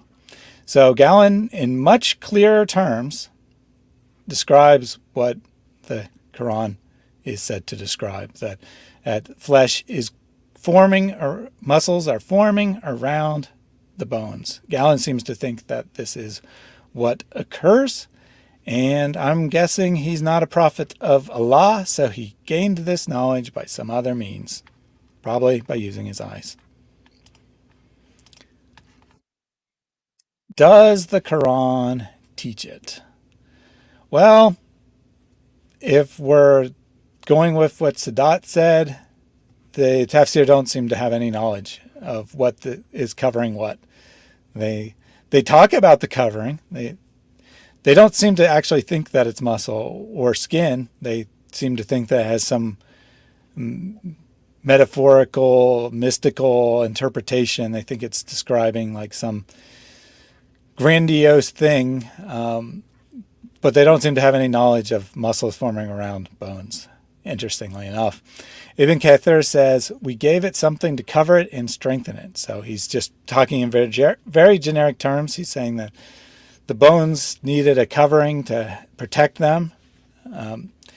Al-Tabari just repeats the exact words of the Quran. He doesn't have any commentary to add on those exact words. And Qurtubi has some strange, bizarre saying. He ties it to the bones specifically, but I think he's really describing the whole passage, and he's saying that the passage is a description of how one's lineage happens, how one is related to their ancestors. And he metaphorically is tying that to the formation of bones. Don't ask me why, but that is what Qurtubi decides to do. Last question for Bones, is this a lucky guess? So, if we're going to say that the verse means that muscles are formed last, as Sadat does, keep in mind we're actually only at day 40 or so. The baby's nowhere near completely formed, but Sadat's going to say that this is the last stage of development because it's the last thing the Quran says. Well, again, could be in any order in principle, so we'll call it a pass on the lucky guess criteria because we're not evaluating the truth of it, just whether it's a guess or not. So, given what I've said about this one, do you think that this is the best scientific miracle we've seen yet, or do you think it's just another total disaster? Another disaster and double disaster. Even I know more than him, or more than out of the Quran, and already people express like you are much knowledgeable than the Allah in this topic. So that I think already identifies this as not a miracle at all. Yep, I have the same thought. Sadat, first of all, he played a game to hide that this isn't really another stage, even in his own interpretation, that he's hidden the scientific air of this being a later stage than the formation of the bones, since they're happening simultaneously, not sequentially, as the Quran says. It says then. He tries to get around this by saying, oh, it's using a then that's really rapidly. It's basically the same time. No, it's not. It's then. It's after, which is incorrect, scientifically speaking. But even ignoring that, this saying was previously found in other texts, and at least if we take the tafsir seriously, they don't seem to actually be talking about muscles anyway. It seems to have some metaphysical, mystical interpretation of that flesh is used as an analogy for the whole person as opposed to muscles. So this is usually this is where the Muslim apologist ends it. They just ignore that the baby hasn't actually been formed yet. A baby born at this stage would have minimal chances of surviving outside the womb. There's a lot of development still to take place. They usually just ignore that since the Quran doesn't say anything else. But Sadat comes to the Quran's rescue. He invents a new stage. He calls it the growth stage, the Nasha phase, which corresponds to what's probably just the summary of the Quran, that's summarizing that the baby's been formed, when it says, then we developed him into another creation. So after the sperm and the blood clot and the lump of flesh and the bones and the clothing of flesh, then if we're taking this as a stage, then after all those things, then Allah makes the baby into an actual creation. It says like another creation, another than human being. Yeah, and another than lion, another than cockroach. well, when we get to the tafsir, we're going to see that they actually really struggle with this. They really can't figure out what the Quran means, and it's probably because of that exact word. They don't know what another is doing in there. They're like, what do you mean he formed another creation? He already formed the creation, right? When he gave flesh to the bones, that's when he formed the creation. So what does it mean then he developed him into another creation? And there's probably around 10 to 15 different guesses that the tafsir make as to what this is supposed to mean. The perfectly clear word of Allah, the tafsir have no clue whatsoever what it means. But we're getting ahead of ourselves. Let's look at Sadat's claim first. So he states that the growth stage, the word nasa in Arabic means to initiate, to grow and develop, to rise and increase. This phrase begins from the 9th week to term and is further divided into 2 stages. So remember, we're only at the 9th week of creation from what the best Muslim attempt to make the Quran into an accurate description of embryology could only make it take 9 weeks. There's still a long ways to go. Term is about 40 weeks, so we're only a fourth of the way there, and the Quran's out of information. But no worries, we're just going to project the rest of the development over 30 weeks into this one word of growth. He writes, attaining the definitive human form, the first stage is in Nasa al-Khalqin. This stage begins from 9 weeks until 26 weeks, and during this stage, there's a rapid growth and development. Second stage is Hadana Ramana, uterine incubation. This stage begins from 26 weeks to full term, 40 weeks by date. The Holy Quran has explained with precise definition and elegance this stage of intrauterine development, and the meaning of Nasha applies clearly. This meaning to initiate describes the initial functioning of various organs and systems. The second meaning, to grow, indicates the rapid growth and the development of various organs. The third meaning, to rise and increase, describes the very rapid and obvious increase in fetal size and weight. Therefore, the term Nasha clearly and accurately describes the fetal period. For support for his theory, I guess, he cites Surah 39:6. He makes you in wombs to your mothers in stages, one after another, in three veils of darkness.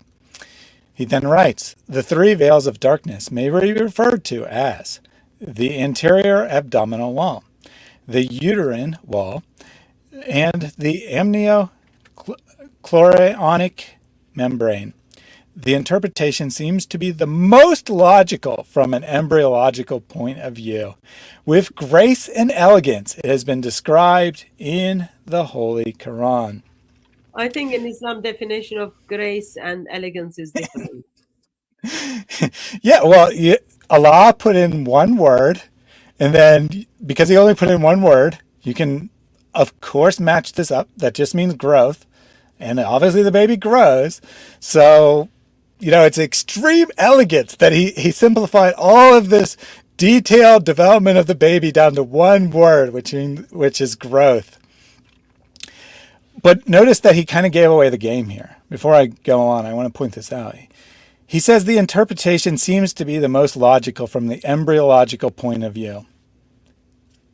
In other words, I'm starting with the knowledge of what embryology teaches. I'm starting with logic. And then I'm looking at the Quran and deciding what the Quran means. I'm starting with truth, reading the truth into the Quran, not getting truth out of the Quran because it's not there. Versus, I remember a Muslim missionary at Speaker's Corner said, like, don't use akıl, use nakıl. So don't use logic, just go for it. This guy is using logic and trying to make sense of unlogical things Allah is stating in the Quran.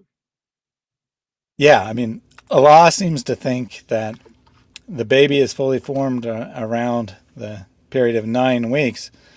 Just like Muhammad seems to think that an angel comes and gives the baby all its features. It described his ability to see and hear, and those are things that develop well after 9 weeks, incidentally. And, also his gender or her gender and the bones and everything else. It all forms this one exact time. That's what Muhammad said. It's what is compatible with the Quran, but no worries. It says the word growth, so that can be anything. So, is it true? Well, yes. I mean, the baby grows. So, of course, Sadat has just inserted the actual science of a developing baby and imagine that the single word growth contains all that information. Is it observable? Well, I mean, obviously. The baby is growing. You can see this. The belly's expanding. The baby comes out much larger than the size of a sperm. Later stage miscarriages are larger than earlier stage miscarriage. It's observable. Is this idea original to the Quran? Well, do I really have to cite text to prove that people knew that babies grow in the womb? All right, fine, I will. So Hippocrates says, as the flesh grows, it is formed into distinct members by breath. Aristotle says, it is expedient for the safety and growth of the fetus that no weight should be upon the uterus. Sadat himself admits that Galen knew this because he writes in the paper that I've been reading from, it is not known when scholars realized that human beings were developed in uterus. I would say it is known. Probably the very first human being realized that. Anyway, Galen in his 2nd century AD had described the placenta and membranes in his book. Oh, so Sadat, you want to admit that Galen knew this in the 2nd century AD. Well, thank you for proving that there's no miracle. Yeah, while Allah reveals, so Galen knew this at 2nd century AD. Allah reveals this to Muhammad 5 centuries after people know about it. Yep. And then today's Muslims identify this as miracle. Why? Because Muhammad wouldn't be able to know this very basic information, which he didn't get to know well, but anyway. Yep. So, yeah, no miracle here. If we're pretending that this word growth means everything that Sadat says, well, Aristotle said it grows, Hippocrates said it grows, Galen said it grows. Sadat even admits that Galen knew this. So, yeah. They taught this before the Quran. But does the Quran teach it? And here as I already alluded to, the answer is no. And the tafsir don't know what the heck this verse means, but they make, I don't know, 10, 15 different guesses. The one thing they never ever guess that it means is everything that takes place from the last stage of development that the Quran actually describes to the time the baby's born. They don't allow that possibility, and it's probably because the tafsirs know what Muhammad said, and they know that Muhammad thought that all of the development took place at a single point in time when the angel visited. So Ibn Kathir guesses that this means that, quote, we breathed the soul into it, and it moved and became a new creature. So this is speaking specifically of Allah turning the on-living, non-human being into a human baby by breathing a soul into it. That's what Ibn Kathir believes. Al-Tabari gives a whole bunch of different opinions. Like I said, the scholars can't figure it out, so Al-Tabari, in his usual fashion, just quotes them all. He says it might mean that a soul is added, like Ibn Kathir says. He says it might mean that a spirit is added, which is slightly different. He says it might refer to all that happens after birth. After birth. Not that this isn't even part of development. This is what happens after the baby is born. Or it might refer specifically to the drinking of breast milk and other activities of infants. Or it might refer to the development of hair. Or it might refer to the development of character. Or it might be a summary. Like this is just a summary statement that the Quran makes about the things that had taken place prior, and it's not conveying any new information. Qurtubi, like Al-Tabari, gives a whole bunch of different opinions. Some of them are the same, some of them are different. He says it could be the soul, so this is the one that all three offer as a possibility. He says it could refer to the specific act of being born, coming out of the uterus. He says it could refer to hair. He says it could refer to teeth and hair. He says it could refer to the perfection of youth. I don't know what that means, but he means something by it. He says that it could refer to the development of intelligence-related traits throughout life.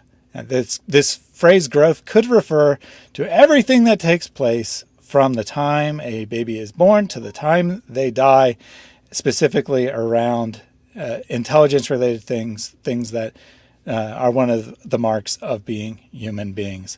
So the tafsir have no clue what it means, but the one thing they say it doesn't mean, or the one thing they don't offer as a possibility, is the one thing that Sadat claims it means. So that is only one verse, and they don't know what it means. And in that verse, there are words no one knows what it means, but in somehow it is miracle. Yep. Yeah, this is the actual miracle of the Quran, if we want to call it that, is that it's so vague, it means so little that you can just imagine whatever meaning you want into the text. So does this go beyond a lucky guess? And well, if the verse just means that Sadat claims that development continues, I guess from muscles, that's what he left off with, until birth, and obviously there's no guess needed. A baby's born fully formed, so it obviously developed at some point. So this is our last of our major claims by Sadat. So I'll ask you again, do you think this is some kind of special knowledge here? No. And I agree again. The meaning of the verse is quite unclear, as the tafsir indicate. They don't know what it means. I don't really know what it means. My best guess might be that it's supposed to be a summary, but as you pointed out, Allah stupidly inserts the word another, which makes it very confusing because you don't know what he means by that. So the verse is unclear. Anyone can read whatever they want into it, and that's all Sadat did. So he took what he knew from medical science, pretended the verse says that. However, we do have this side claim of the three darknesses. It was just a minor aside in Sadat, but I have heard this advanced as an independent scientific miracle by other Muslims. That it's a miracle that Allah knew that there's supposedly three layers between a baby and the outside world. So is it true? Well, yeah, Sadat admitted that it was true when he said that it was the logical meaning of the verse because of his knowledge of embryology. However, it should be noted that the three layers he picked are just arbitrary. There are actually many different so-called layers of the human body. There are a whole bunch of layers just in the skin alone. You could pick multiple different layers of the skin alone. So you can pick whatever number of veils you want, but the Quran says three, so you pick three. Strangely, even though it's perfectly clear, the Muslim apologists can't agree what those three layers are. They all agree there's three layers. They all agree it's a miracle. They all cite different layers. They don't know which layers Allah is referring to, but they know there must be three because that's what the Quran says. So is this observable? Yeah. If you cut open a pregnant animal or even a non-pregnant one, let's say the animal's already died. Let's say you're not killing an animal to do this. It died from natural causes. You want to figure out how its body works. You cut it open. Hey, you can see that there's multiple different layers between the skin and the uterus. Not something that you need divine knowledge to pick. So regardless of what you say these three layers are, you could observe it by the dissection of animals or human beings. Dissection of human beings was generally considered improper to do, so ancient humans didn't do that very often, but they certainly had no problem dissecting animals. Is the idea original to the Quran? And this one I'm actually not certain about. I did find people saying that Galen taught this, but I couldn't find a direct quote from Galen. That he taught that there was three membranes around the uterus. I couldn't find the quote, so it's possible that it's only attributed to him by later authors, and he didn't actually, or that we don't have it in his extant writings. We don't have everything he wrote. So that doesn't mean he didn't say it. It just means I couldn't definitively prove that he wrote it. And then this picture here is what I thought was a pretty cool looking picture of ultrasound type technology. I forget the exact name of the technology, but it's showing that there are kind of three distinct layers of the uterine lining. Now, remember, Allah said there's three layers between the baby and the outside world. So if there's three layers in the uterine lining alone, that wouldn't correspond. But I thought it was a pretty neat little picture, and that's what Sadat claimed. He claimed that it's specifically these three layers. So, does the Quran teaching? Well, not Sadat's interpretation. The tafsir all agree there's three layers. They all teach basically the same three layers. And so, shockingly enough, they teach the three layers that would be most easily observed in ancient times. They teach that the three layers are the abdomen, the placenta, and the uterus. Ibn Kathir doesn't actually comment on that particular Quran verse.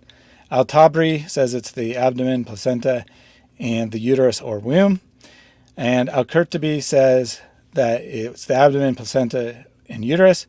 Or, he, as he likes to do, offers a different interpretation that is metaphorical. He says it's the placenta, the womb, and the night. Or, this would also be metaphorical for a different reason: man's back, woman's belly, and the womb. Now, why would Qurtubi think that the man's back is one of the three layers that a baby goes through as they develop? I'm asking that question to you, Hatun. Why do you think that Qurtubi would say that?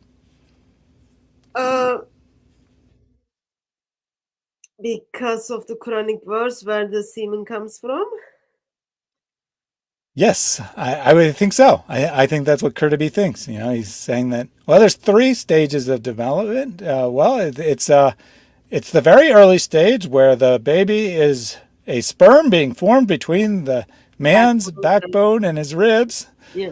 And then there's the second stage where it enters the woman. And then there's the third stage where it develops in the womb. I think that's what he's guessing. Yeah, my practical problem with this is, especially this three layers, three darkness thing, is like, what is it with like three, like First thing when I hear like number three, only verse I think is like, do not say three, do not say three, God is one. And then they like focus on this three so much to make sense of do not say three, I guess. I don't know. Yeah, I don't know. And I'm sure everyone watching is aware, but sperm does not actually form between the man's backbone and his ribs. That's just a different scientific error of the Quran. No, That, brother, you need to be careful how you verbalize that. For normal human beings, okay? Maybe for oh, okay. Muslim people, it is different.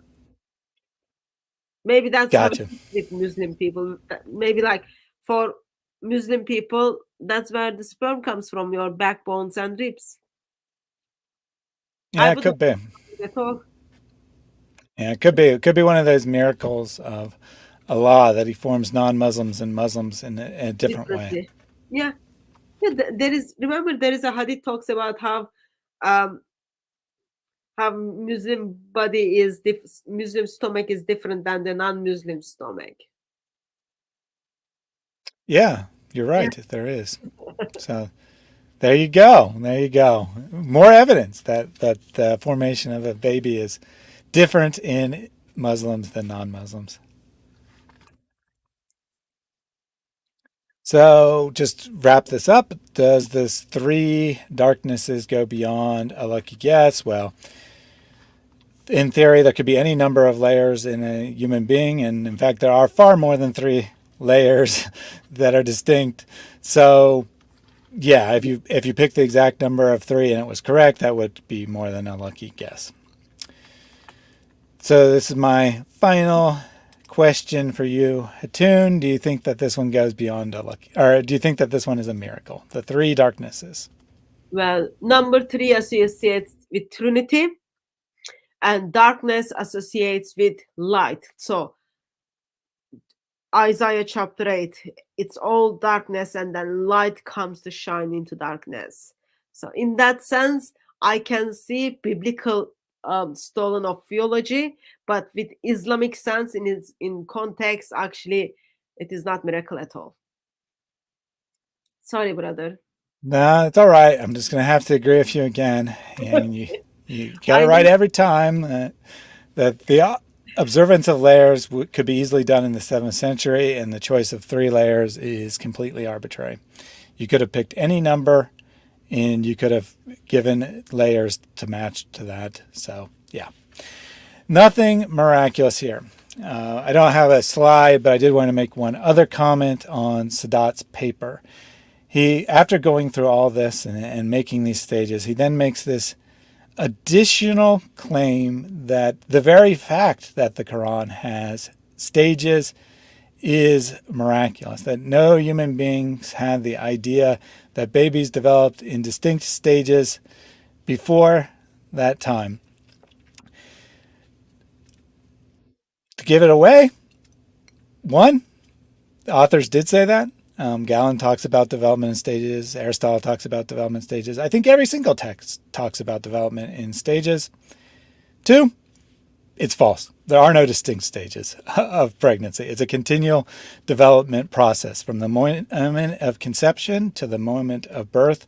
It's a continual process, and for that matter, after birth as well, continual developmental process. There's no point where the baby is not developing. There's no point where you can create a distinct stage. Any terms used in textbooks to describe stages are for convenience, because in reality everything's happening simultaneously. Everything's developing. There is no real division. It's just a completely arbitrary distinction. So the very fact that the Quran divides it into stages is yet another scientific error, if we want to be strict about it. So I have one final slide, and that is how Muslims should respond to this. And for here, I'm actually going to suggest they follow the example of Hamza Sortzes, who is a Muslim apologist even. In October 2011, Sortzes published a 58-page paper. So you thought that the eisegesis here was ridiculous. Sources published 58 papers, all on Surah 23, explaining how this embryology was miraculous, going into insane levels of detail, quoting source after source, for definitions, for scientific things, and so on and so forth. After he wrote this paper, he was very proud of himself. He thought that this was the greatest thing ever. So he spent 6 months engaging with atheists. He took his paper, he went and talked with actual atheist thinkers, not just random people, but actual atheist thinkers. He went to atheist conferences, he went to atheist meetings, he tried to talk to atheists, convince them that because of the miraculous embryology of Surah 23, that there was a God and that God was the Allah of the Quran. Because he was engaging with actual thinkers, he got responses. And he kept having to revise his document because he got science wrong. He was pointing out that his conclusions weren't justified by his You mean like argument. he was abrogating his 58 pages as he was engaging with atheists and learning the basics? That was abrogation was taking place. Yes. He was abrogating his original argument, trying to make a better argument. He revised his document 4 times. It ended up being 78 pages long. Started at 58, ended up being 78 pages long. And then he gave up. He went silent on the topic. He eventually deleted it from his website. 2 years later, he wrote a paper to Muslims telling them to stop with the scientific miracle nonsense. He wrote in the paper, regrettably, the scientific miracle has become an intellectual embarrassment for the Muslim apologists, including myself. He went on to claim in that paper, which was arguing to Muslims to stop using these arguments because they're bad, he said that he had met many apostates who, when they found out that the scientific miracle claims were frauds, that it caused them to leave Islam. His exact words, a significant number of apostates from Islam, many of whom I have had private conversations with, cite the counter movement's work as a causal factor in deciding to leave the religion. So because Muslim apologists are making these ridiculous nonsense claims about scientific miracles in the Quran, people discover that those claims are lies, and then they realize, hey, probably other things that I'm being told about Islam are lies as well, and they end up leaving Islam. Now, sources didn't live Islam. He didn't go far enough, right? But he does have the right attitude about these scientific miracles. If a Muslim wants to tell me that the Quran doesn't contain any science, that it's metaphorical in its apparent scientific claims, I would have some dispute with that. I would say that some of the things the Quran says do seem to be actual claims about the physical world, which are factually inaccurate. However, I'd be a lot more comfortable with them trying to defend that position than trying to defend this ridiculous nonsense about scientific miracles in the Quran. So I would say to the Muslim, give up this argument. If Islam's true, you don't need it. If Islam is true, you don't need to pretend that there's scientific miracles in the Quran. It should stand up to historical scrutiny. It should stand up to moral scrutiny. It should stand up to logical scrutiny. You shouldn't need to point to advanced scientific knowledge if your religion is actually true. The fact that you do point to these things, the fact that this is pretty much the most common argument made, at least within the Islamic world, not so much to the outside world anymore, but at least within the Islamic world, this is one of the most common arguments made, shows what poor ground you're actually on, because this is, in fairness, there have been Christians who've tried to claim the same kind of thing about the Bible. They've tried to claim that the Bible contains advanced scientific knowledge. But did they get anywhere making that claim? No, because Christians don't need to make claims about scientific knowledge in the Bible. We know it's true on its own right. We don't need science to tell us the Bible is true.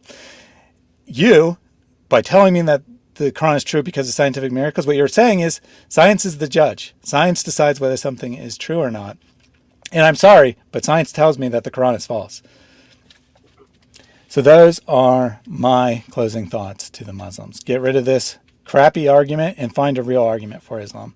I don't think you're going to have a lot of luck finding one that actually works, but maybe you can find something. But don't rely on this obviously false narrative of scientific miracles. Thank you very much, brother. It was very helpful. I think one thing I become more convinced is, well, baby in the tummy of woman has a value and dignity as a baby. Even though Islamic scholars, Muslims are just using very, very inappropriate terms for that life. God gives life, God takes, and God gives value. And we are like, God created us wonderfully. Such as I find that was very disturbing. The certain terms, as I was hearing from you, how Muslim scholars are describing baby and life. Even you are not, you are just nobody for 42 days in the tummy.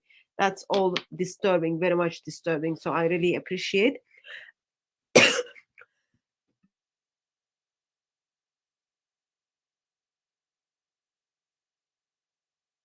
Sorry, No problem. that was Jibril. Jibril was stepping in.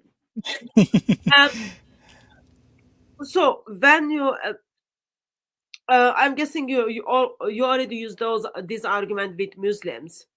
Has any Muslim ever pointed out to you that uh, one of the reason they shouldn't be using this argument, because that is not the argument Quran itself presents. Like, the reason Quran is the word of Allah has nothing to do with the scientific miracles.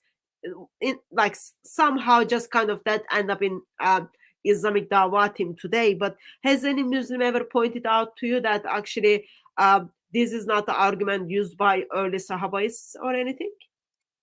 Well, not in that, in specifically response to the scientific miracles.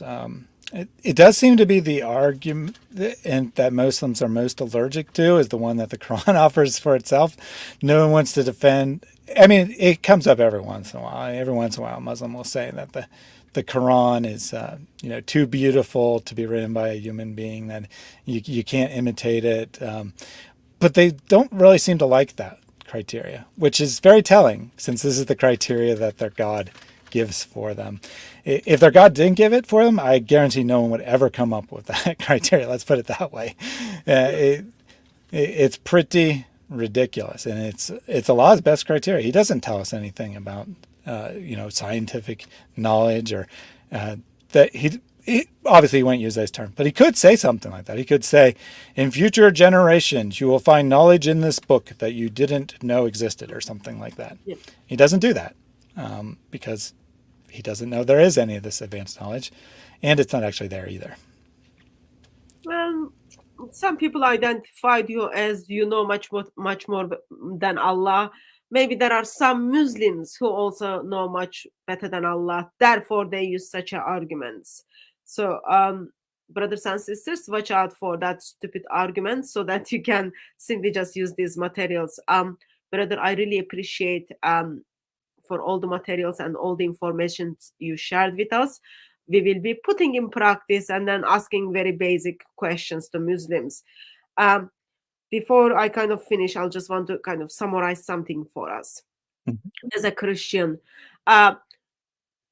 yes, today Muslims might claim that Quran is the word of Allah because it contains those scientific miracles or other miracles. I think for us as a Christian, especially it's December, we remember every day, but this time of the year we more focused. We need to remember bigger miracle.